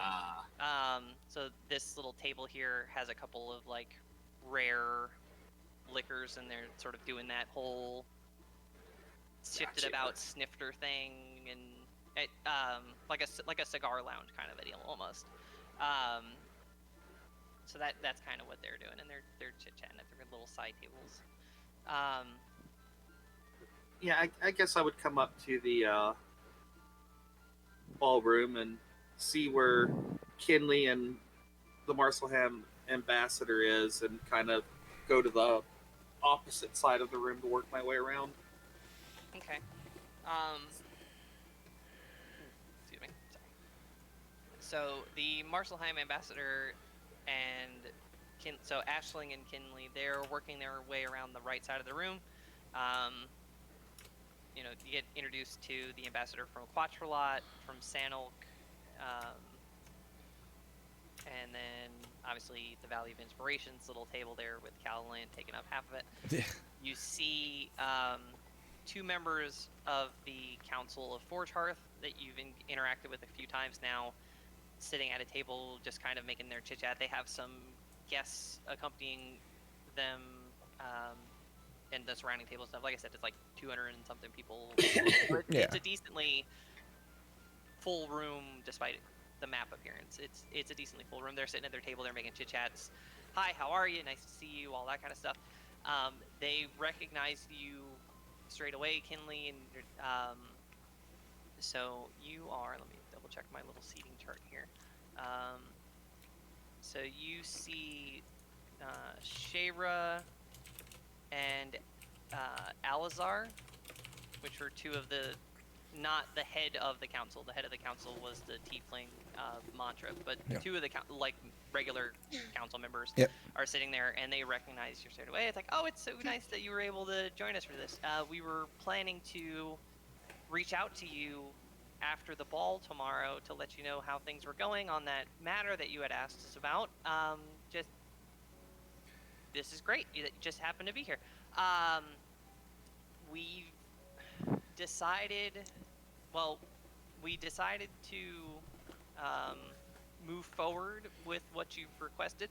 It's just going to take a little time to get the arrangements that are required ready, but we'll fill you in on all the details at another time. But just to let you know, we firmly talked it over and we managed to come to an agreement on that. So we'll be most happy to accommodate you, assuming you can accommodate our requests in return.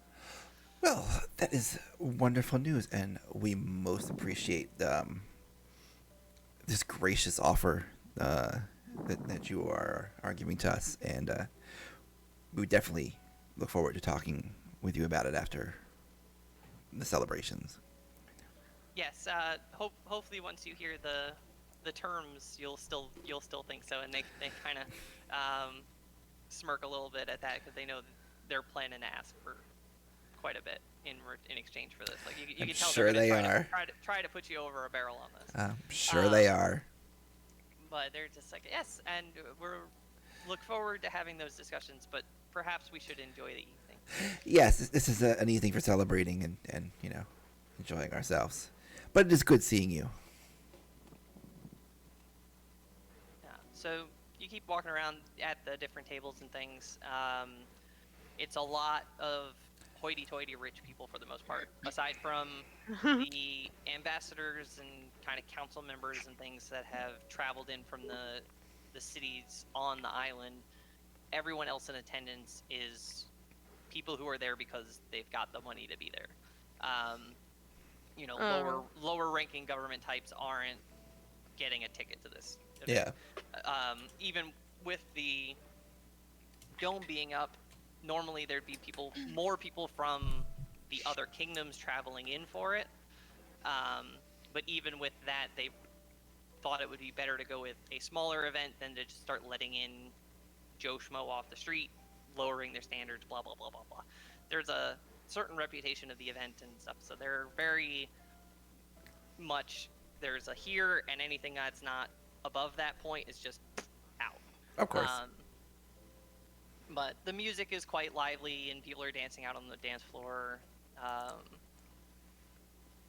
Everybody's having a good time. It's just a little uptight just by the nature of the people who are there, but it's still warm and sort of jovial in nature. It's just there's a level of decorum that they're just not going to break, no matter how hard you try. Oh yeah. So Czar and Lucy, you're working your way around the other half of the room. Mm-hmm. Yep. And with each of the ambassadors that I made, of course, I would chat with them and give them each their pen for the respective kingdom, and make small talk with them, that kind of thing. Mm-hmm. And is the one for Fantalusia over there? Look. Yeah, no. it's right. He's right Yeah. there. Up there. Okay. When we got to him and everything, I would kind of like let Lucy take the lead and let him know that when we're done in Forge Hearth, we plan on heading toward Fantalusia, and we look forward to seeing his the magical works of that beautiful kingdom, and etc. Just schmoozing all the way, just trying to be polite and engaging. Lucy give probably the- helping a lot. Yeah, plus giving that ambassador forewarning that we will be going to Fantalusia, so we haven't really told other kingdoms that we're coming when we show up, so maybe sending some word ahead will work well in our favor. Okay. So you work your way around that bit of the room. You don't have the ambassador kind of making warm introductions to the regular folk, so you're mostly focusing on government officially looking types, making friends with the ambassadors and the council members for the Forge Hearth that are scattered around this side of the room as well. Just kind of, hey, it's great to see you. You've been working on that thing that we've been talking about. And they're like, oh yeah, no, we were gonna let you know. You kind of get the same spiel that Kinley got, like, oh yeah, we were gonna reach out to you after the ball and kind of start the ball rolling on that. But I would really lay the smooth heavy on the council members for the city. Mhm. Kind of like, oh yes, I'm so glad that you're able to work with us.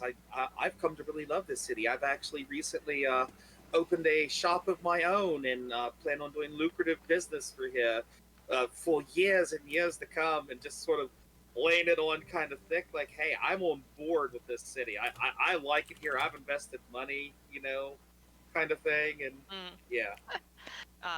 So you kind of schmooze them up, especially heavy, knowing that you're going to be dealing with them again in the very near future. You drop the line about investing in the town and buying property, and one of the council members kind of let slip, like, yeah, we're aware that the tax assessor was nice enough to let you know that you had stopped by her office, and you spent some quality time together going over the paperwork. But we're always happy to, accommodate new citizens and wish you a prosperous business, and then kind of, Yeah. giving you the boilerplate like niceties of like, yeah, no, we hope that everything goes well for you. Yeah, and I'd Um, kind of drop a little bit, like, if you ever need a keeper for anything, all you have to do is ask. I am here to serve the needs of the city and the empire, and all of this other stuff. Like, I'm really dropping on, like, I have drank the whole gallon of Kool-Aid to this city, and I'm just, like, all in. So, you drop that line on there, and they kind of lean in a little bit, and you're like, I hope you'll forgive us if we call Bella first and foremost. I'm sure you understand. And they give you that, like, who the hell are you? Absolutely. The Attendant Zod just loves to be helpful. You eventually find yourself at the Fantalusia table. The ambassador from Fantalusia sitting at its head. There's a few wizardy-looking folks there. They have very stereotypical, like, mage appearance. You just walk up and like, any one of those people could just fling spells at me right now. Like, holy shit. The kingdom is run as a mageocracy. So the more magical you are, the more respect and, like, social clout you have. Yeah. So that table is very much people who are slinging heavy-duty magic. Lucy does the best she can to make polite introductions as a citizen of Fantalusia and things like that, but you can tell, even with the social standing that you have being in that room and being keepers, and he's still, like, firmly looking down his nose at you. It's just like, yes, of course, yes, Pin, fantastic, and, like, just, oh, you'll be coming to our kingdom. We'll look forward to having more visitors of your sort. And, like, it's very, like, as much as everyone else has tried to maintain decorum and niceties, you can tell that he's cracking. He's just like, more of this folk kind of a thing. Like, if you're not slinging 6th level spells, what are you even talking to me for? Kind of a thing. Like, they're very snooty. She would probably let it slip that she'll be going home, back home with the others. Kind of like to let it slip that she lives there. Maybe sparks anything. Sometimes I hate being my character, but as this is going on, he's going to prolong his presence there and actually just invite himself to have a seat at the table while having this discussion. Okay, you just kind of sit down. Yep. Squirt, squeeze yourself in a little bit, and so Lucy has told us all about but I'd love to hear more about what you think of it. Like, that kind of, you just start picking her brains and doing this and that, and you can tell very much that they're enjoying extremely disinterested in having you continue to be there, but at the same time they don't want to tell you to, like, go fuck off. Get lost. Just because of the like, they're like, we're Oh, I'm sorry. I'm not interrupting, am I? We were, in fact, in a discussion, but oh, well, please continue. I'm sure I'll find it fascinating.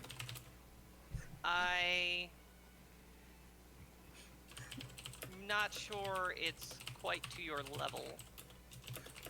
Oh, well, let's find out. Boy, challenge accepted from Zara, I guess. Perhaps there are other ambassadors that you still have need to meet as a young keeper. This is a prime opportunity for you to make your way around the rest of the room. Like, It's not so subtle way to say get lost. Oh, yes, I suppose there is, but don't worry, I'll be back as soon as I meet the rest of them. Head You- before you- I see them you change take your tables. time. And I'll kind of scoot my chair out a little bit across the table, just to kind of draw attention to me sitting at the table with these people, because they obviously don't want to deal with us, and me being seated at their table is probably going to really kind of irk them in their ass. So. Probably advise you not to do that again when they're far enough. I would just go, it's all right, Lucy. They were just being rude, and I just sort of played it off that, I'm obviously one of the little groupies that just want to hang on to every one of their words of wisdom and magic and Zara, keen insight. I'm sorry to bust your bubble like this, but they are always like this, all across Fantalusia, my dear. It will not change just like that. And even more reason to make them uncomfortable. Not while we're at my family, please. No. When we go to your family, I've got to treat you like you're my girlfriend, remember? No. Let us not entertain this idea. And he's gonna kind of stop and give you a little bit of a smirk and kind of like lean back and be like, "But you look so ravishing tonight, Lucy." Thank you. True. But I'm pretty sure I am not your type. Truly. He's gonna grin just a little bit more. A princess. And then, after dropping that line, When you drop that line, she's gonna smirch. Well, what do you expect? I am me after all. And then they're gonna It's keep on true. walking. I pictured your wedding day once because I know I'd be invited. I could just see you in your long white dress with your reconditioned silver hot armor on top, and just You know, Looking I am not beautiful and interested. looking In- beautiful and terrifying all at the same time. Ooh, I do enjoy the fact that you do find me terrifying at times. Yes, I absolutely do. So, Banter like that while going across, I guess. As you kind of work your way across the front of the stage here, the ambassador and Kinley are you're kind of crisscrossing each other at the front of the stage, kind of in this space here. So that you're kind of like there-ish and there-ish, heading in opposite directions, and you pass by each other. As you pass the front of the stage, you see that there's like a lead singer and a couple of backup singers, and then a single, what looks almost like a piano or an organ, but it's producing an entire band worth of music, so it's clearly like a magical instrument of some kind. And they're playing away. It looks a bit like I can't remember the name of the actress right now. The one from The Rocketeer, Yes. where she's singing and they're got the bit of a big band, but it's all coming from one instrument, and she was in The Office. I can't remember the actress's name. I'm sorry. I wish I could. I know who you're talking about. But you know who I'm talking about. And she's just belting out a tune, and it's just fantastic music, and everyone's dancing, having a good time, and you crisscross with Kinley, and the ambassador's like, "Oh, are you guys having a great time? Have you gotten a chance to meet everybody? Are you doing good? Oh. You still owe me that dance you said." Oh yes, we're gonna get the dance right after dinner. We gotta work off those calories.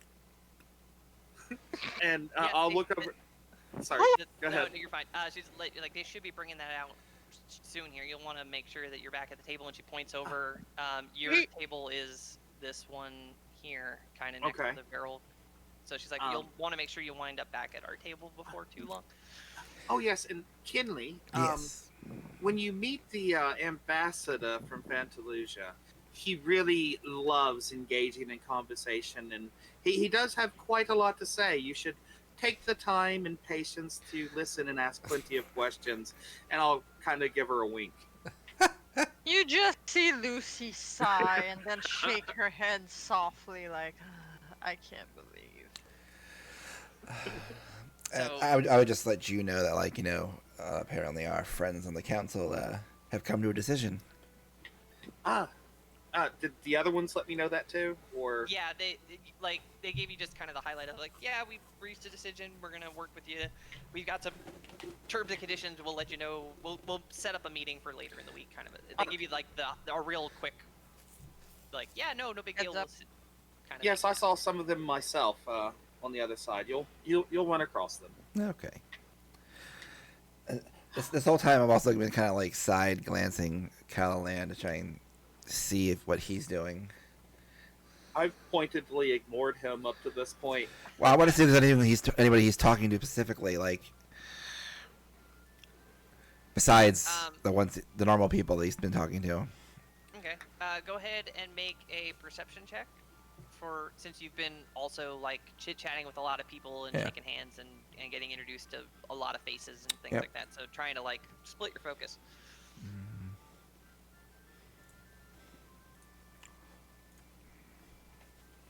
Okay. So you feel like you've done a half decent job of kind of like splitting your focus and keeping an eye on them. Most of what you've caught glances of is a bit of fangirling from people, just like, oh, the champion of the arena, oh, they're like, they've heard such nice things about you. It's a lot of that, like a couple autographs and things of, people trying to like, oh, look at, we're rubbing elbows with the grand champion of the arena, isn't that nice? And he's so young too, oh my. And a lot of at the muscles, and you can tell that the guy's got charisma to spare. Well, of course, he's a demon, so like. You know that, they don't know. Yeah. Yeah.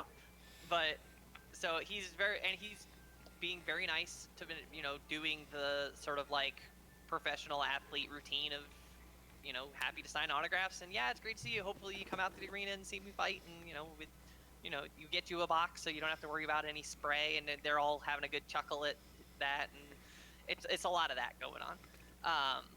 But otherwise he's relatively sticking to the Valley table and just sort of letting people come to him as they work up the nerve to go meet the big hero of the arena.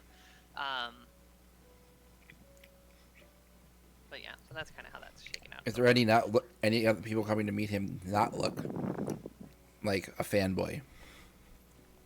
No, not that you've caught wind of. Okay. Everybody seems, pretty consistent on that. All right.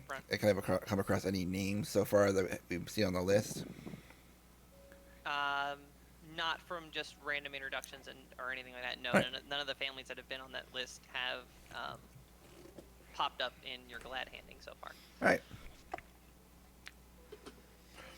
Are you keeping that list to yourself? Well, I mean, the three of us know it, but I mean, I don't know if they memorized it, but she memorized it list for the party, Mm-hmm. So.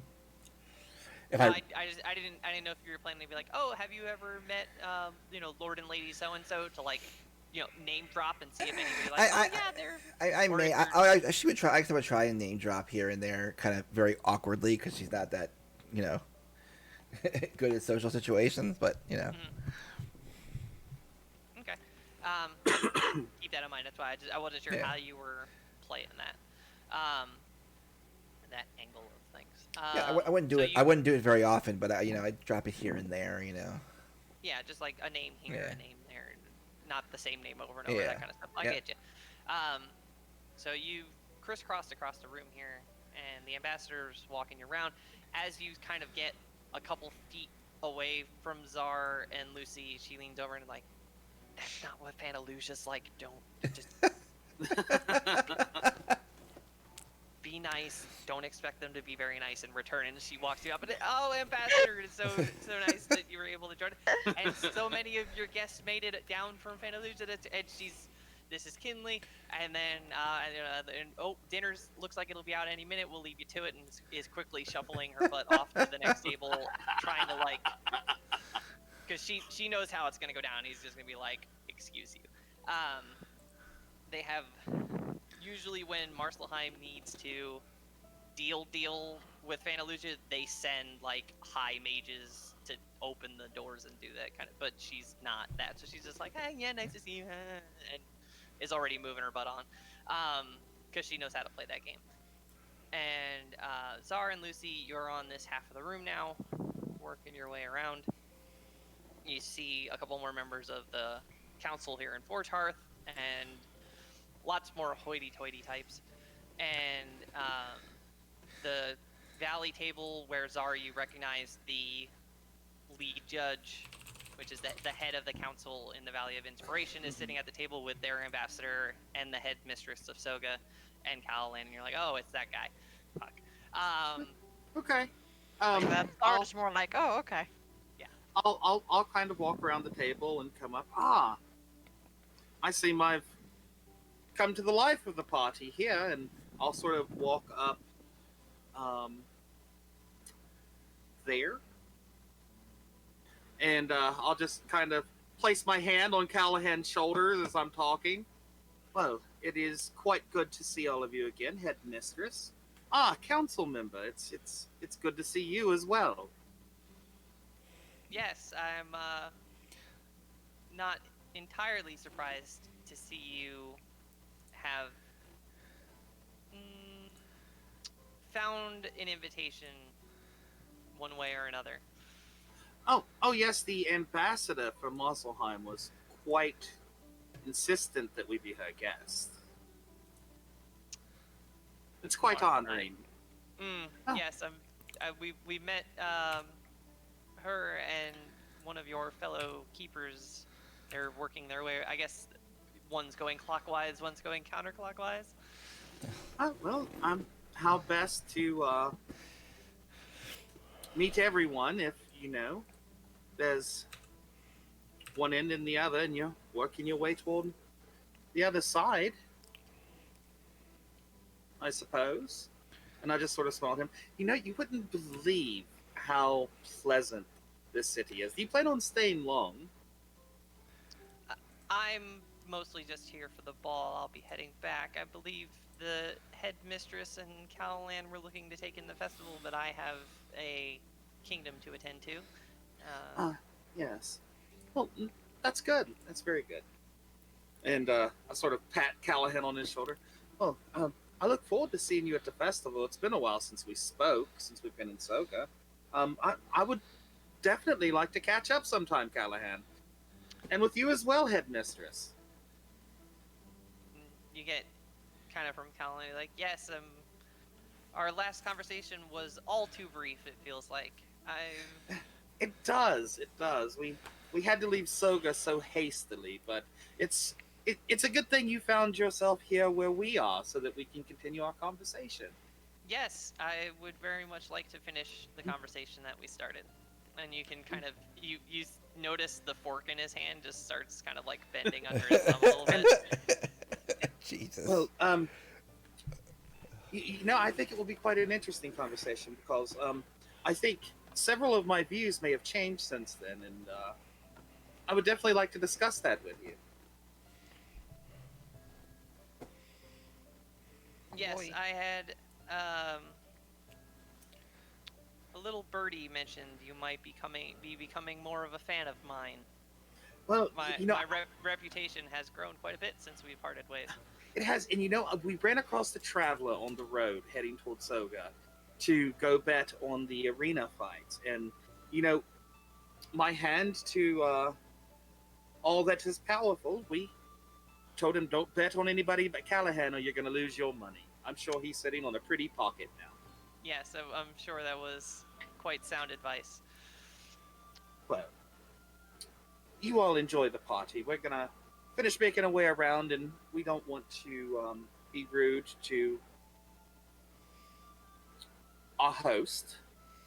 So, enjoy dinner. Perhaps we'll see you out on a dance floor, Callahan. I hear Lucy here is a lovely dancer. Oh, is she? And he kind of wouldn't say perks up at that, but it kind of catches his attention a little bit. We kind of tilt her head towards him, like, not gonna deny it, not gonna address him either, though, because she doesn't want anything to slip for her mouth for herself and fucking, yeah. She's keeping her tongue in check. Well then, Just playing the elegant lady. please enjoy the rest of the evening, headmistress. And I'll politely nod. And you get the same kind of nod back, like, yes. Perhaps we'll see you back at our school again someday. Perhaps. You're making sure people are not putting themselves at risk because of Finnegan's strange and unusual swimming habits, aren't you? Because he had sent word to them to stop letting people go swimming. The headmistress, Brofield, you kind of like we've made some arrangements on that front. Very good, very good. Well, good to see you. Guess work our way to the last people before going to our table. Okay. So you work your way through the last couple of tables. As you approach this table here, where the ambassador, sorry, let me zoom in a little bit. I'm zoomed way out. From Sanolk is sitting. You notice one of the ambassador's guests looks kind of, sort of familiar. Oh god. Not 100% sure. It's not somebody you know, but it looks like somebody who looks like somebody you know. Go ahead and make an investigation check to see if you put two and two together. An investigation check. I mean, automatically, I'm going to assume if it's somebody that I've ever seen before, I'm going to think it's Becky. Is up with all the sevens today. There's a My 20. lord. Okay. I'm lucky tonight. Yeah. Yes. So, Czar, you realize why this person seems familiar to you, even though you know you haven't met them before. It's Becky. They're look as though they may be a Sanderson sister. Really? Yes. All right. There's enough similarity to the one that you've already met that you're like, it could be a sister, maybe. The ears are a little bit different, and but you're like, spit an image, just not 100% sure unless you get rid of an ass. And what kingdom is this again? She's sitting at the table with the Sanolk, the ambassador from Sanolk. Okay. But she just happens to be a guest of that ambassador, as you know that the sister shops are all on this island. Yeah. All right. Well, I would introduce myself to the ambassador, hand him his pen, and make small talk. Introduce Lucy, and I always introduce her as Lady Lucy. And so niceties are exchanged. It's great to meet you. You know, I'm glad that we finally had the opportunity. The ambassadors in town can be a bit of our own little sewing circle. So I've heard quite a bit about you, but I haven't had the chance to meet you myself yet. This is a nice occasion to do so. Everyone's quite laid back. It is indeed. I do apologize for us not getting to introduce ourselves further, but 10 kingdoms, protocol to follow between embassies and appointments, and we were getting there. It just took us a little longer than I would have liked. Oh, of course, I'm sure. You have duties to attend to, as do we all. Busy with everything that's going on, and kind of gestures up. And as she gestures up, like in reference to the dome, you kind of follow her finger for the first time and notice that the ceiling is not a ceiling in the traditional sense. Uh-huh. It looks like a night sky, a domeless night sky. They've Ah, illusioned it up to kind of like be rid of that for just one evening. it's Um, Hogsworted. Got it. Yeah. So, you're just like, oh, that's kind of a nice look. But yeah, Yes. so it's a night under the stars without that godforsaken dome looming over their heads. And yeah. Ambassador, could you introduce me to your lovely guest? Of certainly. When she introduces you around, and she does introduce you to. Sorry, let me. Player. Da-da-da, to a Sanderson sister. Get rid of that Nice. one so you can see this one easier. So she introduces you to. Let me check my seating chart again. You are meeting Melpomene Sanderson. Melpomene. Yes. No, Pomini. What a lovely name. And, Yes. and did you say Sanderson? Yes. I believe I met a relative of yours in Victoria. Oh, you've had the pleasure of meeting my sister. Oh, yes, and might I say, for such a quaint shop in a sort of, because this ambassador doesn't have a kingdom here, so I don't mind so much kind of shading it out a little bit for a small backwoods city. Um, the collection was quite wonderful. Yes. Well, um she does enjoy her visitors. Oh, yes, and I also no, it obviously wasn't the Valley of Inspiration, but I think I've met another one of your sisters too, and it was a chance meeting, and hmm, yeah, it was very lucrative for both of us. So it is definitely a pleasure to meet you. And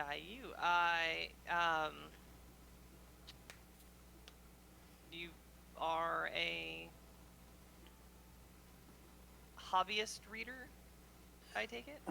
Oh no. Um, I am a purveyor of fine things, which includes some very fine works of the literary nature.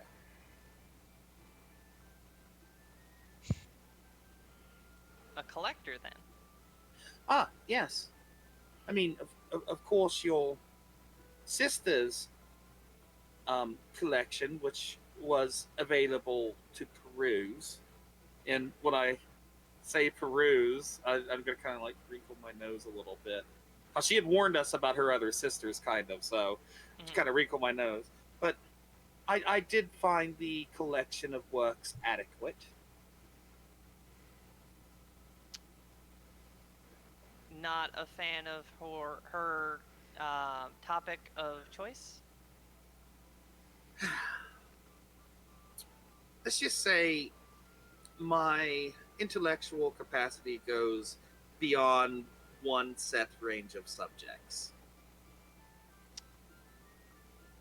I believe books exist to be read, and perhaps shouldn't always be just all shoved together by what they're about. I like a collective collection.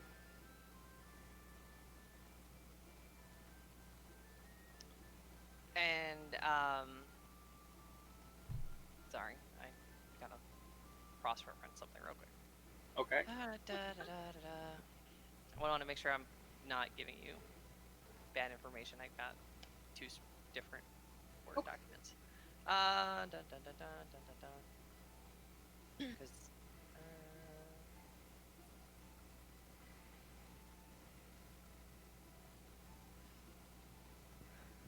so, well, if you are a collector, I'm sure you're familiar with the collected works of Del Diane.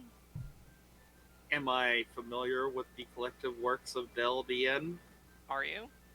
I guess I don't know. I'll have to roll a history check. I mean, I don't know. What's your favorite chapter?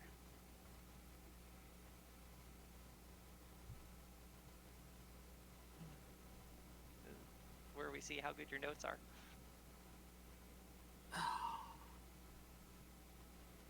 Shit. What was the chapter? That was chapter.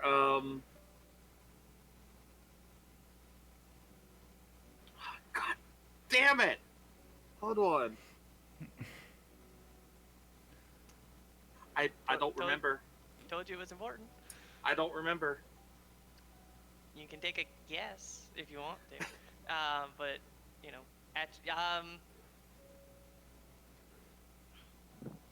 roll a history check, and based on how good the history check is, I'll narrow it down for you. I'll be nice. Yes, thank you for being nice. Because I should have made note of that. You're right. Oh, I'm gonna use lucky. Can I use lucky? You got one more. Yeah, I'm gonna use it. Oh, fuck me. So you know, like you're trying to remember. She's asking you, and you can tell, like you're hesitating, and she can tell that you're hesitating, which isn't super great. But the best you can think of right now is that it was definitely single digits, like a low single digits. It was just like Was it 4?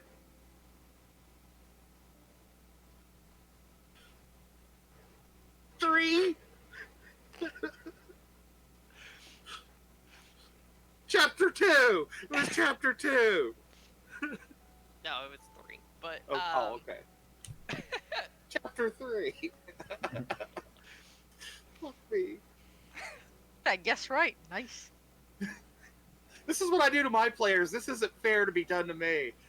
Right, now you get a feeling of what Yeah. it is. Haha. all you had to do, like, I was very clear that you needed to Yes. remember chapter 3 because you were Yes. needing that for later because that's their like Yes. check that you are from the sister store that you say you're Yes. from is like, oh, what's your favorite chapter of the collective? And you're just supposed to be able to know, like, oh, I am a big Yes. fan of chapter 5, and they know that you're from such and such. Like, it's a whole check thing, and you fucked it up.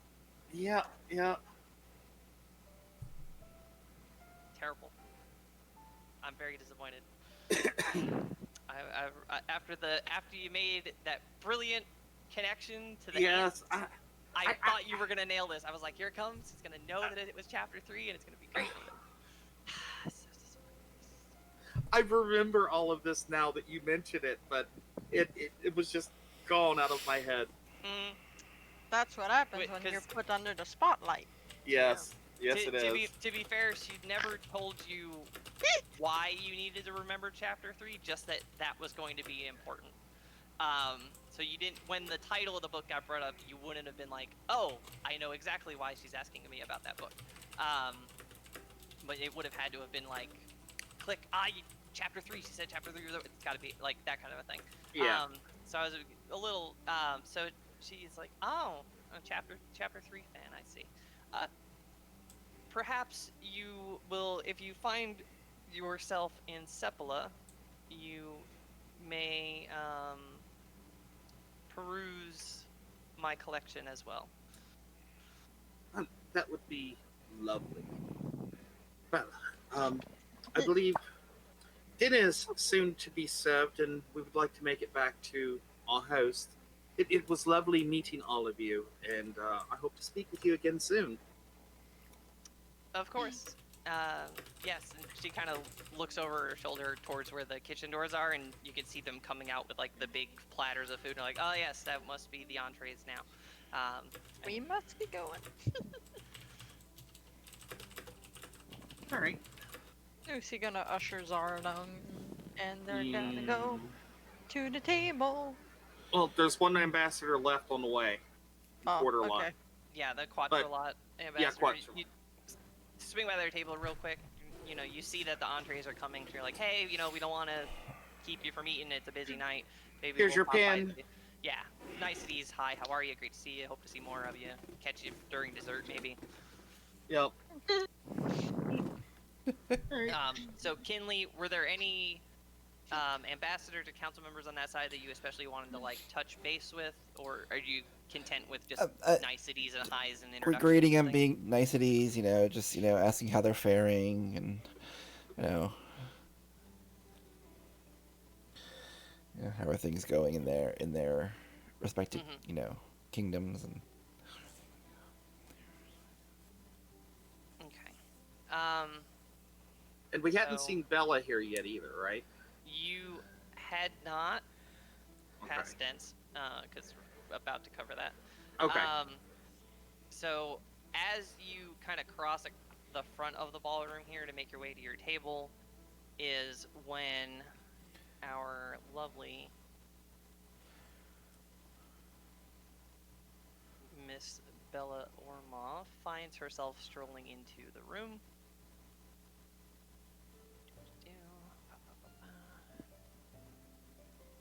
So, that's the wrong layer. There we go. So she strolls in, kind of like as you guys are coming across here this way. You see her sort of come through the door at the same time, and she is looking absolutely fantastic.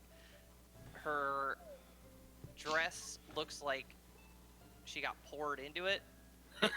That perfection of a fit, which you would, after seeing what she did with Lucy's armor, doesn't particularly surprise you. Yep. It is an extremely fine chain link in a sort of bluish green tinted metal. Might be adamantine. Okay. But the mesh of it is so fine that it almost looks like satin. Wow.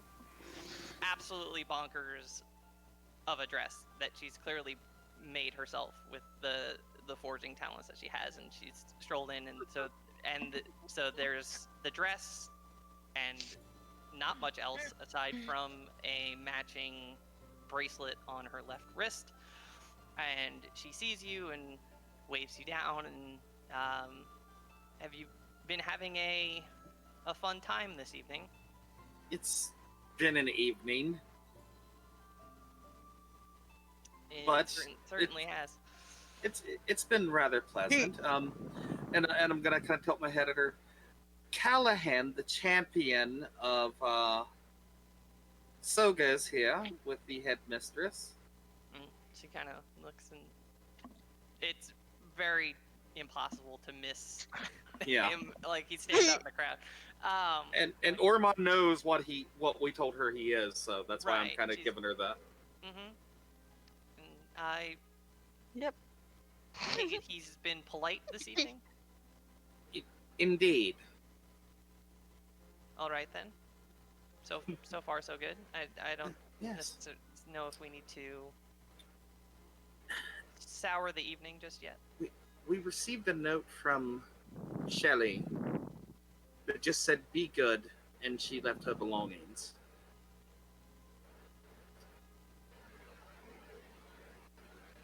I don't. Oh, we already told her that, didn't we? Yeah. No. No. Yeah. Well,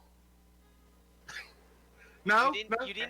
didn't hand over the badge because you decided to keep Yeah. the badge. Yeah. But you did pop in to see Bella, so you may have mentioned it then, or you can mention Okay. it now, whichever you'd rather. Well, I would say you probably mentioned it then. Then I would mention, though Finnegan seems to have gone missing. Your friends seem to be quickly dwindling there, Czar. Yes, it's very disconcerting. Here. I hope it was nothing you said. I hope it wasn't either.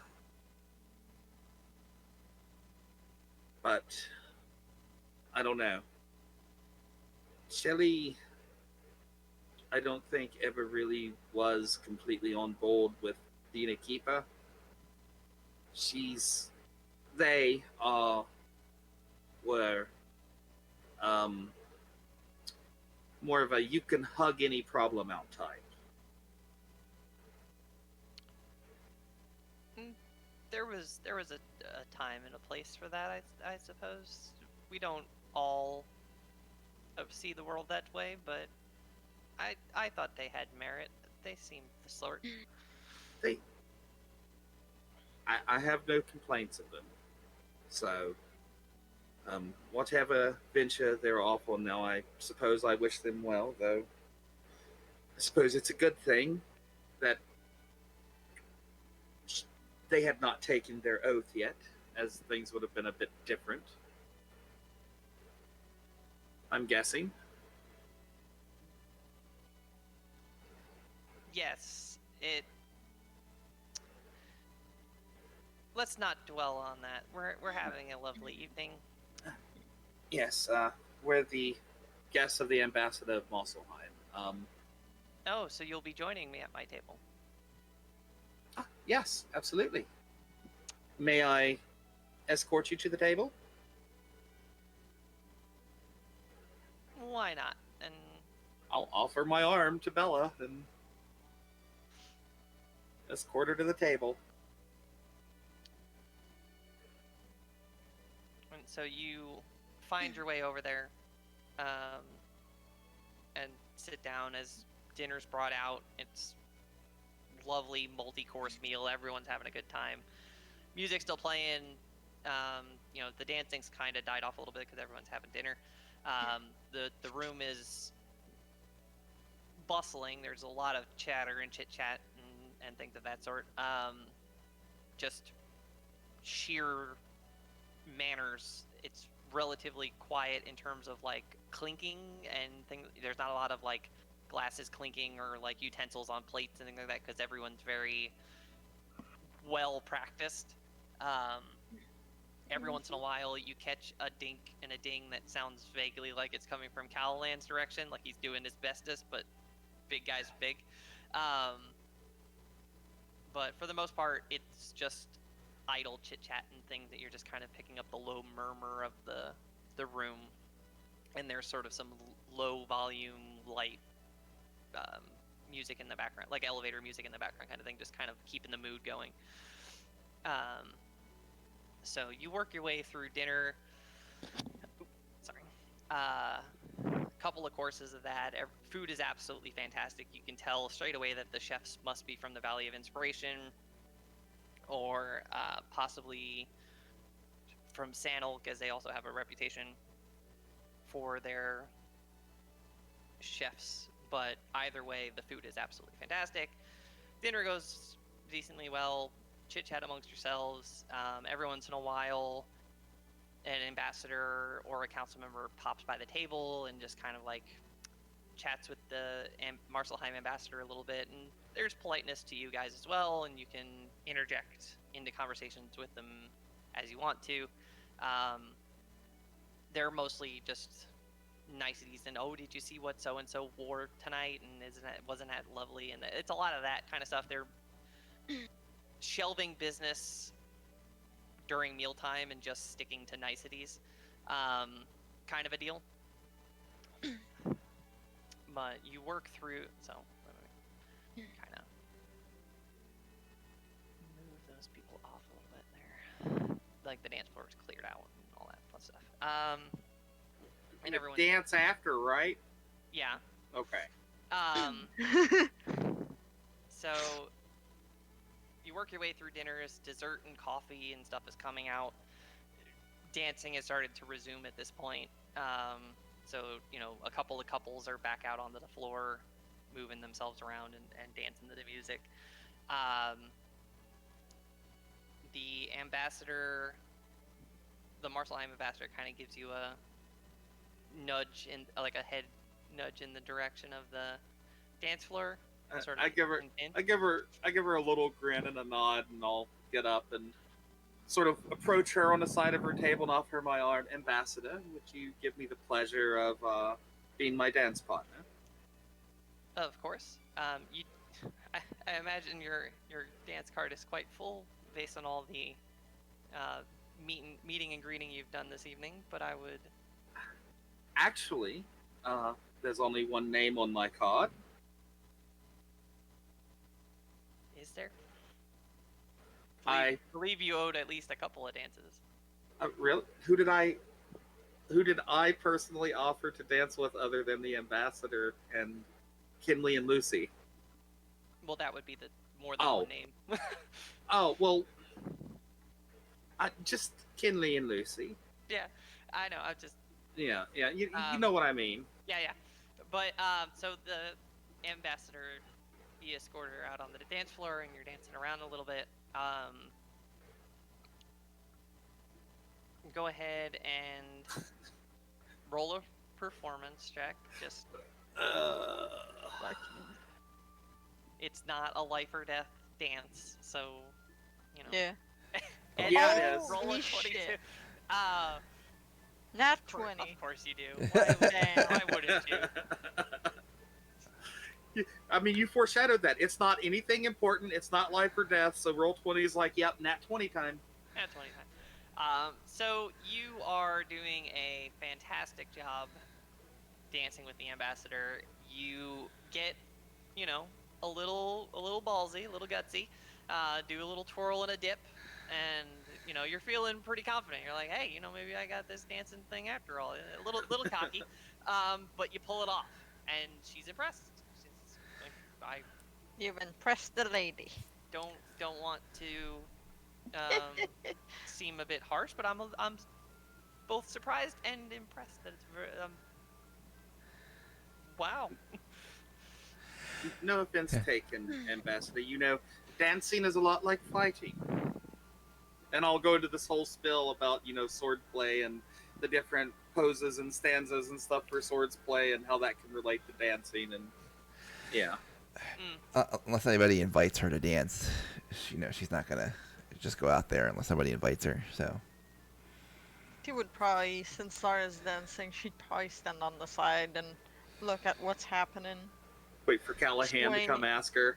Oh lordy, if that happens, that happens. If it doesn't, that's not that big of a freaking deal if it doesn't happen.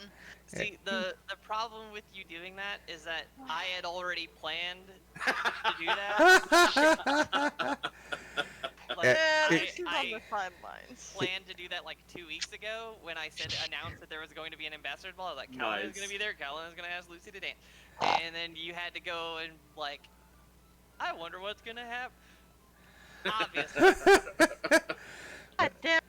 but She's all decked out Yeah. and pretty. but So, Kinley being the very noble lady, will not dance unless a gentleman comes by and offers. So okay. So the ambassador from Marcelheim, Ashling, and Zara, you're dancing away. You're working around the floor, and you notice Callahan kind of working his way around to where Lucy was standing watching you guys, and he That's polite. Sorry, that's just the way the squares work out. 'Cause he's big. big boy. Walks over and politely asks if you wouldn't mind dancing with all these fine, mostly jealous onlookers, and he tries to be sort of as debonair as he can muster, being as as he Got a is. demon general flirting with you, Lucy. Oh Jesus, yeah. She knows. Oh goddamn, she knows. But she doesn't want to lose appearances, so she will agree to dance with the general. Cause nothing bad can happen, right? Okay. Oh, okay. So, you two are dancing. You see, like, you're working your way around the dance floor.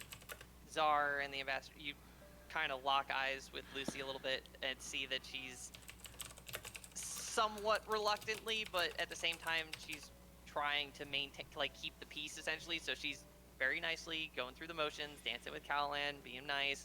It's great to see Never you too. doubted Lucy for a moment. Mm-hmm.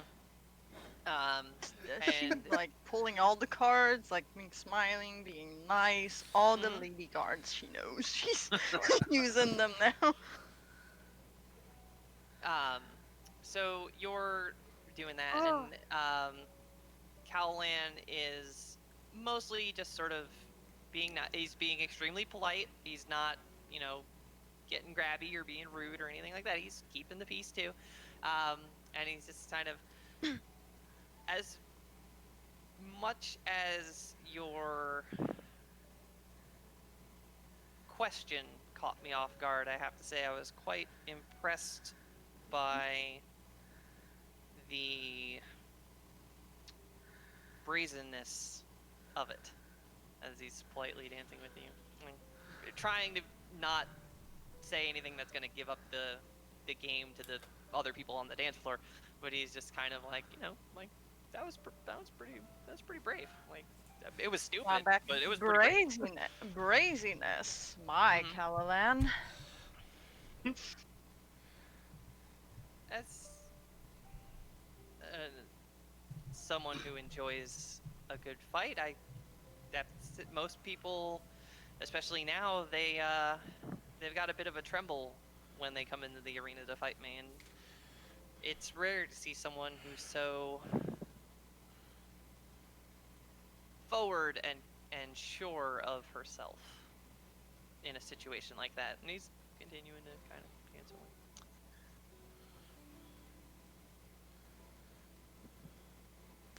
Give you that, but isn't being forward the best part of meeting somebody? She kind of smirks. Oh my god. Yeah, Lucy going all out because like she doesn't like the guy, but it's like, God damn it, this is happening. Whatever. Use it to your advantage. Uh huh. Uh huh. She learned it from Czar. That's right. I learned it from watching Props. you. Um, so it's dancing around. Yeah, there's a time and a place. Perhaps there are times where it's best not to be, but it's appreciated when the timing is right. He's like, do it. You can tell that the um, She sort of flustered like a little bit. meathead gladiator persona is very much a persona. Like, he's competent in, like, he's not a dumb guy. He's which of course, like, as a demon in general, you wouldn't expect him to be dumb, but he kind of plays up the "Hey, I'm a big meathead" for the people, just to kind of like allay suspicion and things. So you can see he's very, like, articulate, and he knows what he's trying to put across to you, and it's, you can tell that, like, he's just, it's more of the it's a bit of like a knight acknowledging a fellow knight kind of a thing. 2 nights. Yeah, he's sort of giving you a bit of respect as a fellow fighter. He knows that he's gonna have to, in all likelihood, this is gonna be a thing at some The point. blades are gonna clash at some point. Yeah, so he's just kind of like acknowledging the fact that he respects the fight that you're gonna bring him when you do eventually decide to, kind of a thing. Um, and When the time is right. yeah. As the kind of song cycles down and before the next one starts up, he sort of politely bows himself away and says, "I thank you for the dance, and I do indeed look forward to our next one," as he sort of politely excuses himself away. He will curtsy elegantly and wish him to have a good night, and then step back to the edge of the of the dance floor. Mhm. I will thank the ambassador for the dance, and sort of give a grin over toward Lucy. I'll say, "You're next. Don't worry, I'm My. gonna." Well, after Kinley, she's sitting there by herself, and I think she should have the next one, and then we can have our dance as promised. Of course. Okay, So I will approach Kinley. Keeper Bellafoy, may I have the honor and dignity of the next dance?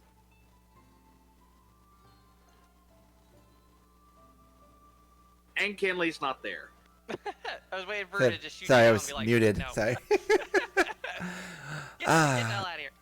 Nah, I was muted. Sorry. But of course, keepers are, and she will join you out on the dance floor.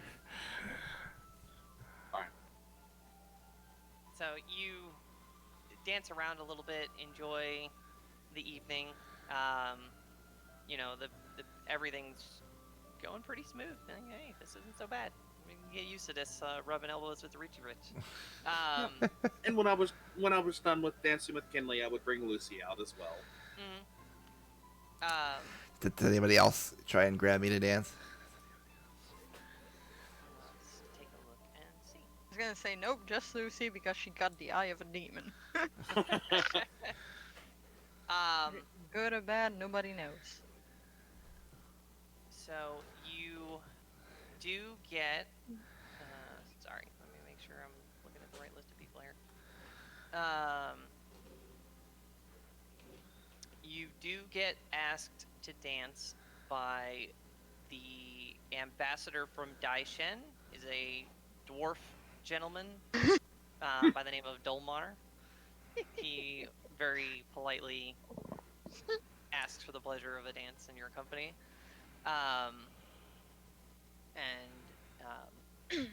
You're welcome to turn him down if you'd like to, but he extends an arm if you would like it.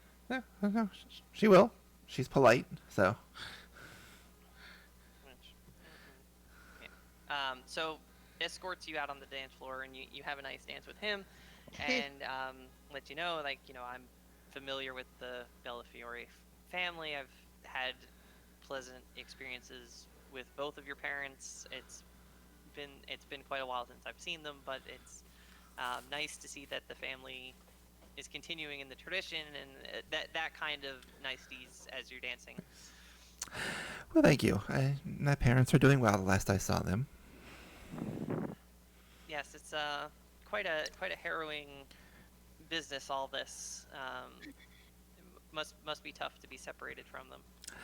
It is, but you know, we all have to make our own way at some point.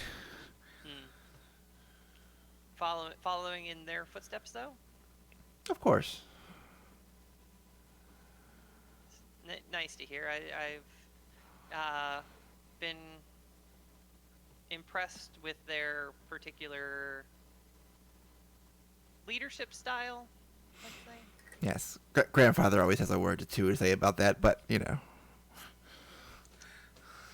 It's been refreshing in relation to some of the others who have graced our kingdom. We not to speak ill of the recently dead and undead, but we may quietly pray every day that Silverheart never darkens our door. What little time I managed to spend with him, I understand your feelings. I like my parents strive to put on the face that the Empire should have had in the first place. And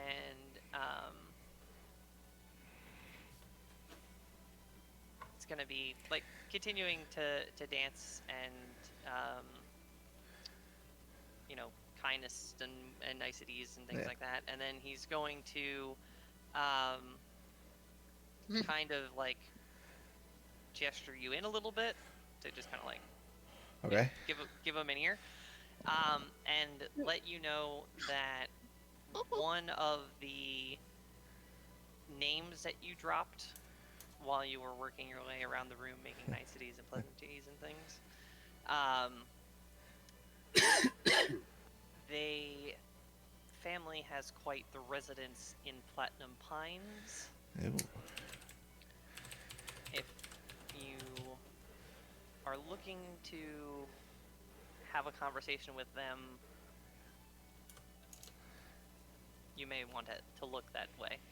And he's just kind of, just as quickly sort of leans back and it's like, and, you know, enjoy the rest of your evening, and sort of uses himself away. Thank you. It was wonderful dancing with you. Have a wonderful evening. Now, was it Dacian or was it the Pacturo guy? Because the Pacturo is a dwarf. Oh, pay no attention to the icons. Okay, so the that's pictures mean nothing. No, I may have gotten them mixed up along the way. I've got a list of everyone's Okay. name and what country they're from and who they are, and I just didn't go back and double check. I got the Okay. tokens matched up. Just right. making sure.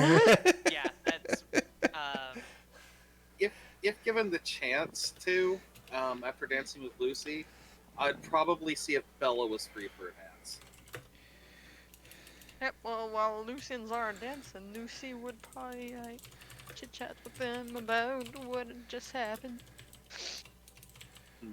Oh, while Lucy and Zara are dancing, Yeah. you're looping him in on what Calalan said to you and stuff like that.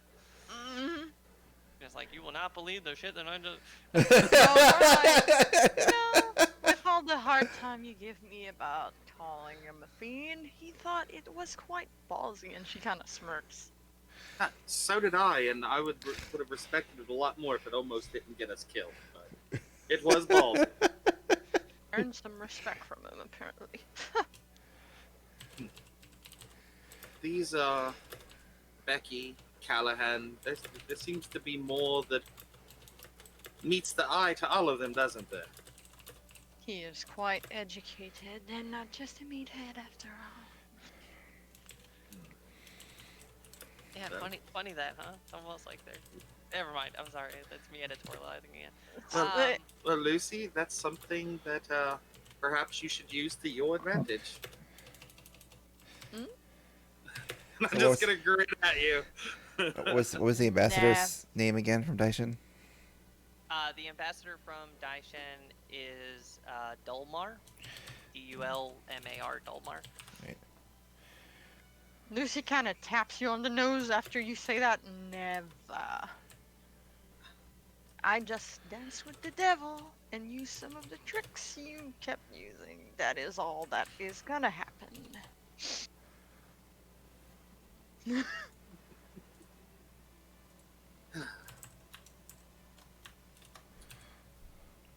Alright. So, once finishing up with Lucy, polite clap to the band with the other people, and I'll approach Bella and see if she wants to dance. Okay. Go ahead and roll a persuasion check, just to see if she's feeling. Generous? Yeah. It's not bad.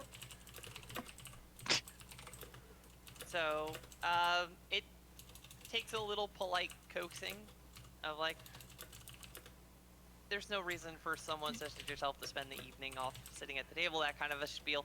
And she eventually relents and allows you to walk her out to the dance floor. Kinley, you have the highest passive perception in the group, so go ahead and make a perception check for me. Okay. Perception check. So, Bar and Bella are on the dance floor dancing. Ugh. Okay. I noticed nothing. You notice not a whole lot. So dancing goes on. Bella's dancing with Czar in the middle of the dance floor. Songs are going. Dancing is dancing. So, Bella, did you get a chance to meet our friend that we tucked away for you? I was waiting for the other side of the ball to deal with that particular bit of news you've dropped on. Absolutely. Well, all right then. That's all he pretty much wanted to ask her about, as he kind of politely dances and, yeah. Okay. So,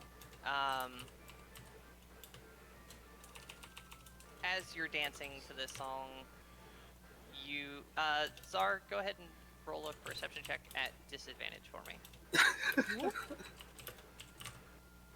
Okay, perception at disadvantage.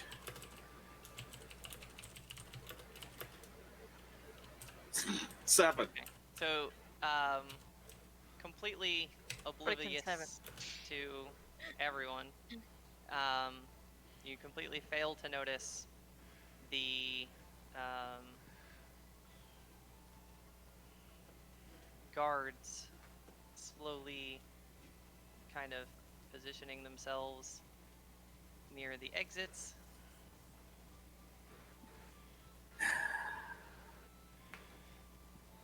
Near all of the exits. Of course, the setup happens here.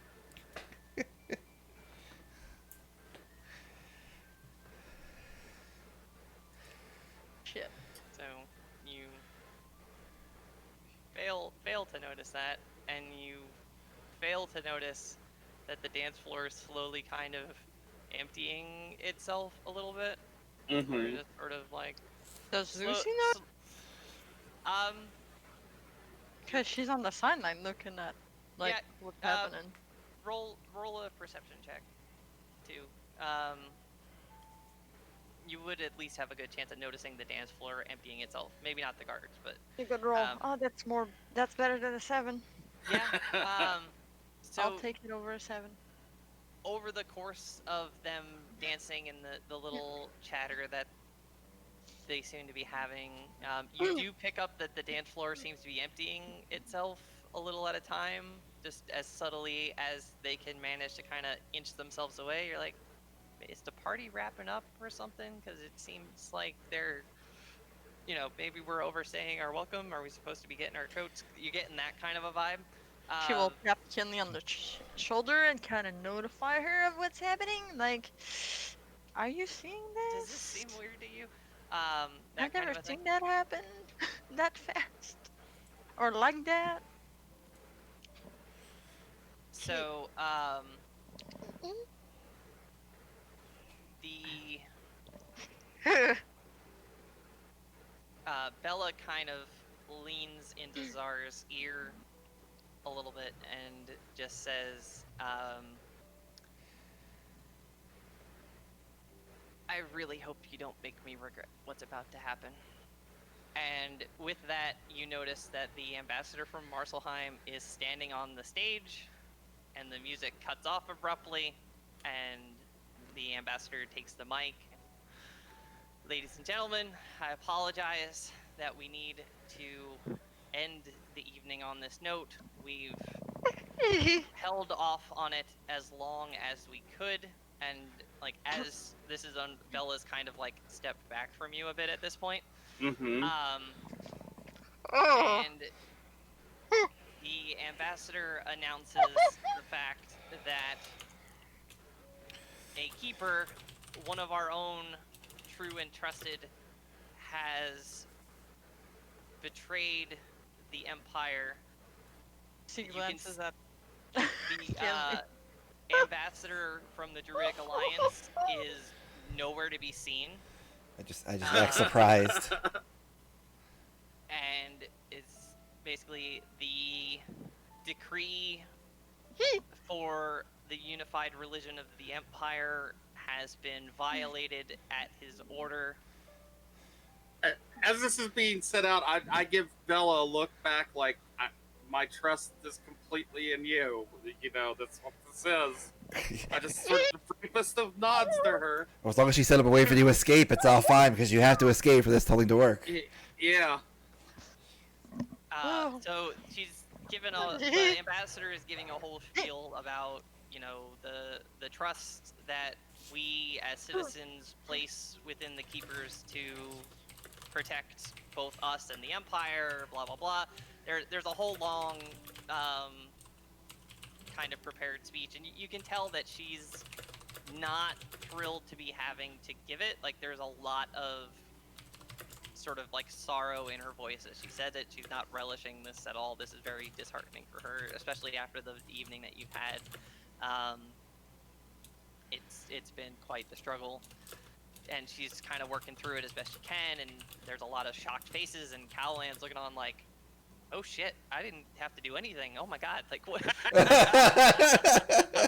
Like he's trying to process what all's going on. He's like, okay, sure. And he's kind of like, if he could get his hands on a bag of popcorn and a soda right now, he'd just be like, Munching away. gimme. Yeah, I'm kind of like, I'm standing there looking at the ambassador with kind of like my hands kind of like almost behind my back, one clasping the other, standing in kind of like a casual at-rest position, just listening and watching. And so they're sorry, you're kind of in the middle of the room here, this way, with a little bit of gap between you and Bella. Lucy, you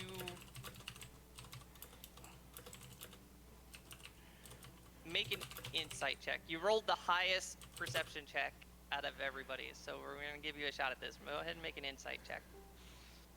Oh god, yeah, that's decent. Okay. Not that great, but decent. So you're watching all of this unfold, like, oh my god, what are we gonna get in trouble? Are we in trouble? Is he in trouble? Are we all in trouble? Like, is this the part of the plan or not part of the plan, or what are we doing? There's a lot of panic and a lot of confusion. Well, they should be expecting this to come because they but they she's knew still he- like, Yeah, freaked out. but you know, let's see. Wait, I'm gonna see what about this. The circumstances are still a Yeah. bit like, oh wow, like this is very. So I public gotta and make very this roll. sudden. Okay, I'm not deceiving very well. So you're not entirely sure why, but you can see that Bella looks like she's staring daggers through Kinley, and Kinley's very much oblivious because Kinley's not being very perceptive at the moment. Is not catching the eye contact, but Bella is very much like and trying to make. Well, eye we're contact. keepers. We probably have some kind of signals back and forth that she could kind of. Lucy will touch your hand a little bit so you look at her, What? and will What? give you a look the part, damn it. Okay. But Not like there's- very. I try and feign worry and wonder and look around the room. but like there's the I see Bella. I see Bella staring. I don't know what she wants, but you know. well, there's a death stare of eye contact, and then every once in a while you see her eyes look up. Oh, I kind of look up a little bit and. You know, Like- nonchalantly, kind of like looking on the room and kind of going up sometimes. But what do I see up there?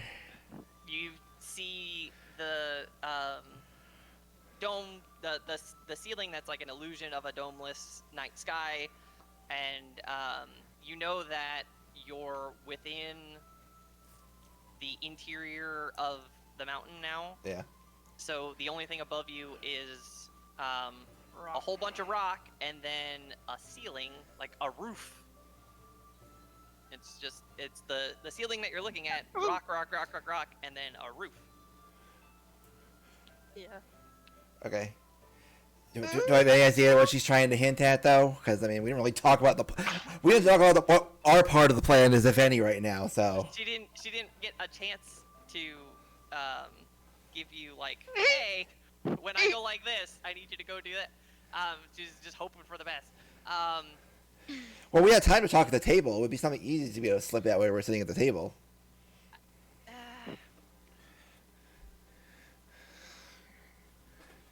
We had a whole dinner to, cryptically talk about it.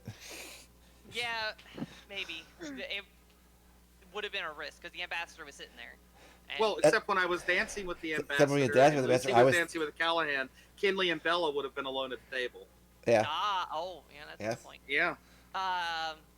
I'll give you credit on that. That's a fair point. I was caught up. That's an excellent point. So in that brief amount of time that you had alone at the table, which that's very fair that you bring that up. Bella would have mentioned that the stairs in the wings here lead up to the roof of the building, and that if there was ever an emergency in a place like that, that'd be the only way to get out in the event of like a fire or some other kind of an emergency. Okay. So, is our guards guarding those stairs? There are guards on all of the doors, including those stairs. So you would have to, excuse yourself. Like, oh, I'm not feeling well, or something to Yeah. or just like punch them and hope for the best. Well, the thing is, we're supposed to be innocent here, so it's like. That's. Yeah. I think we probably would have talked a little more like what her actual plan was. We had like plenty of time dances at a ball last quite a while. Yeah, but at the same time, she wouldn't necessarily want to just on the off chance somebody eavesdrops and overhears it, she wouldn't give you the whole hey, when this happens, I'm gonna do this. Right, and I but need you to do this. And... she would have laid out at least the details so I understood what her plan was. Her plan is for you to get to the roof. Yeah, but I got to figure out how. Yeah, okay, well. I would kind of make my way over to one of the stairs and kind of in a kind of a very I guess very delicate woman Yeah, I suppose it wouldn't have been too much of a give for her to have been when the music stops, don't be caught without a seat, that kind of trying to give you sideways hints of hey, when the music stops abruptly, rooftop, 2 Okay. + 2. Well, that I I think I would have I start couldn't of telegraph that yeah much better for you, that was- yeah. But the idea was just kind of So I would have made my way over there, and I'd probably be standing near the stairs. It's knowing this was coming, and oh god, I don't feel so well. some fresh air on the Yes. stairs. I'm very verklempt.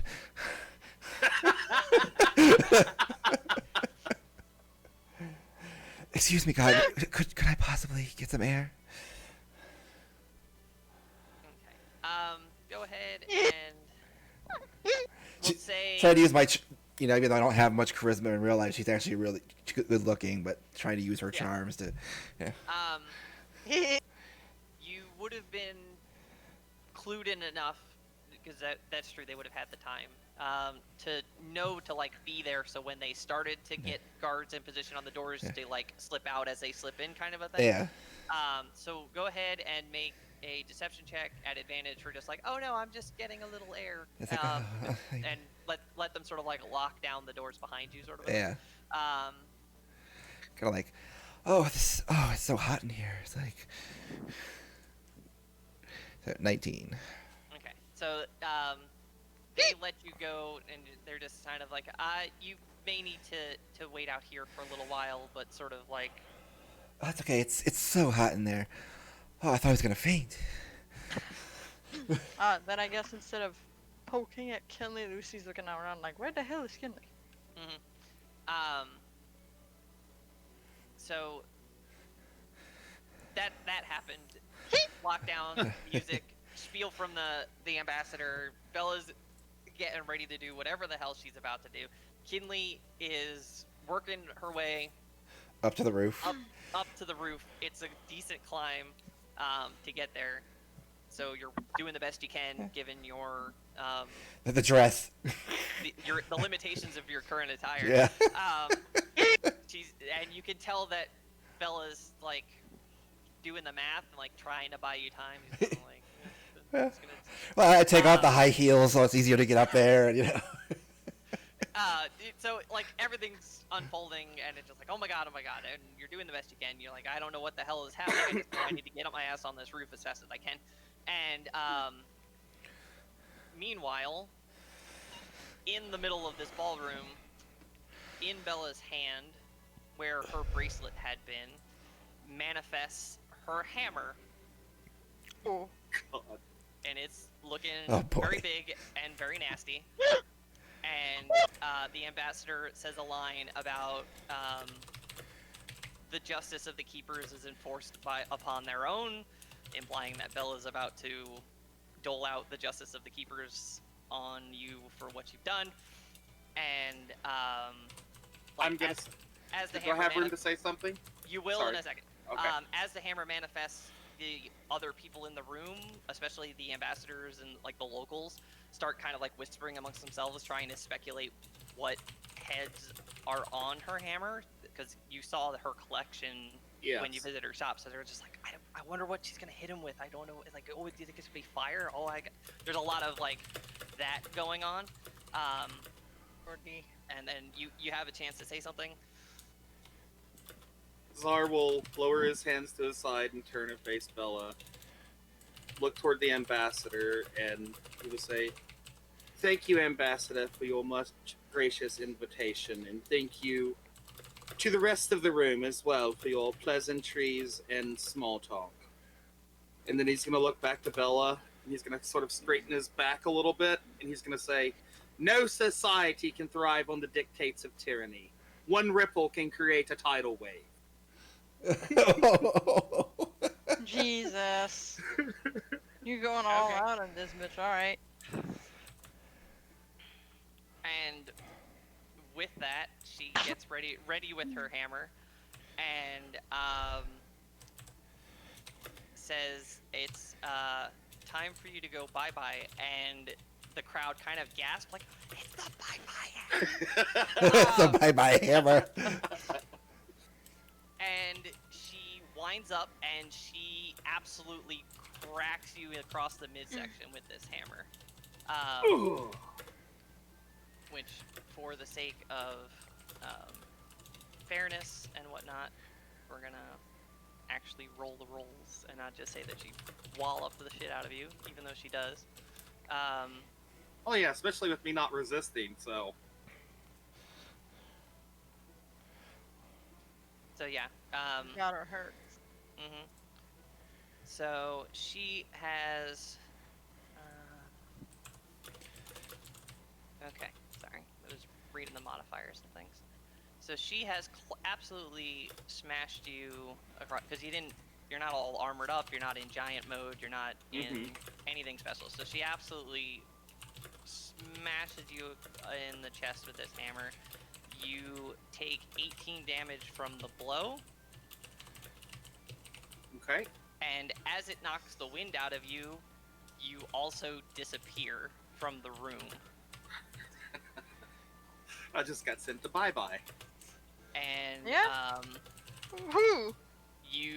there's like you kind of like for air because you crushed your whole like midsection with this hammer, and you find yourself looking down at what looks like the roof of the building you were just in, about 60 feet below you, and you are rapidly closing in on that roof. You have about a single action worth of time before you face first onto this rooftop. So if Lucy would have been there, she Tuck and roll, tuck and roll, tuck and roll. Then I would You are shift. like free falling at this, and you've got like a split second to do one thing. I would shift myself into giant mode to maybe lessen the blow, and try and land on my feet as best as I can. Okay. So you're about. Let me see what that does.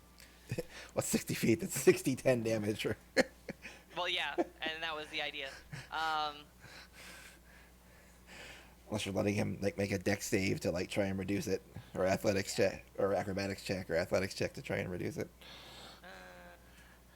Trying to see. It makes you large.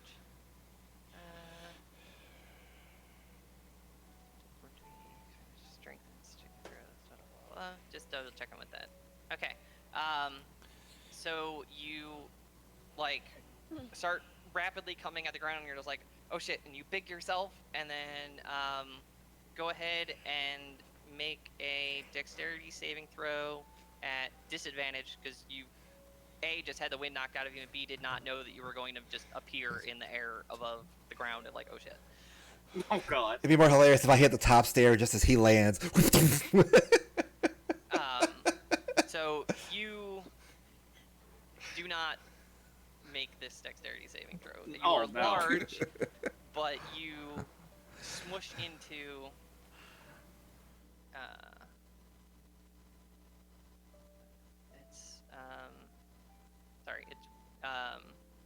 it's a D6 per 10 feet, or it's a D10 per 6 feet. It's a D10 per 6 feet, isn't it? It's a D6 per 10 feet. Yeah. No. Yeah. Okay. Yeah.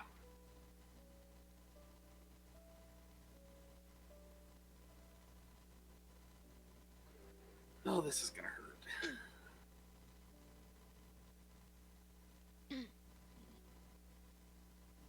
Okay. So you fall the 6 feet, you smush into the pavement, you take, 6, yeah. So you're gonna take 28 damage from that. Ow. Believe you're still up. Yes, I still have 17 hit points. So you have smashed into the pavement at this, and well, not the pavement, into the like rock rooftop of this. You're like,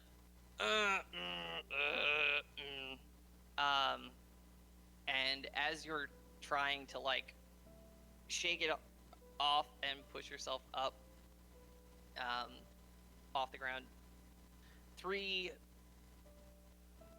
very strange gentlemen have scooped you up and started to run off into the night with you.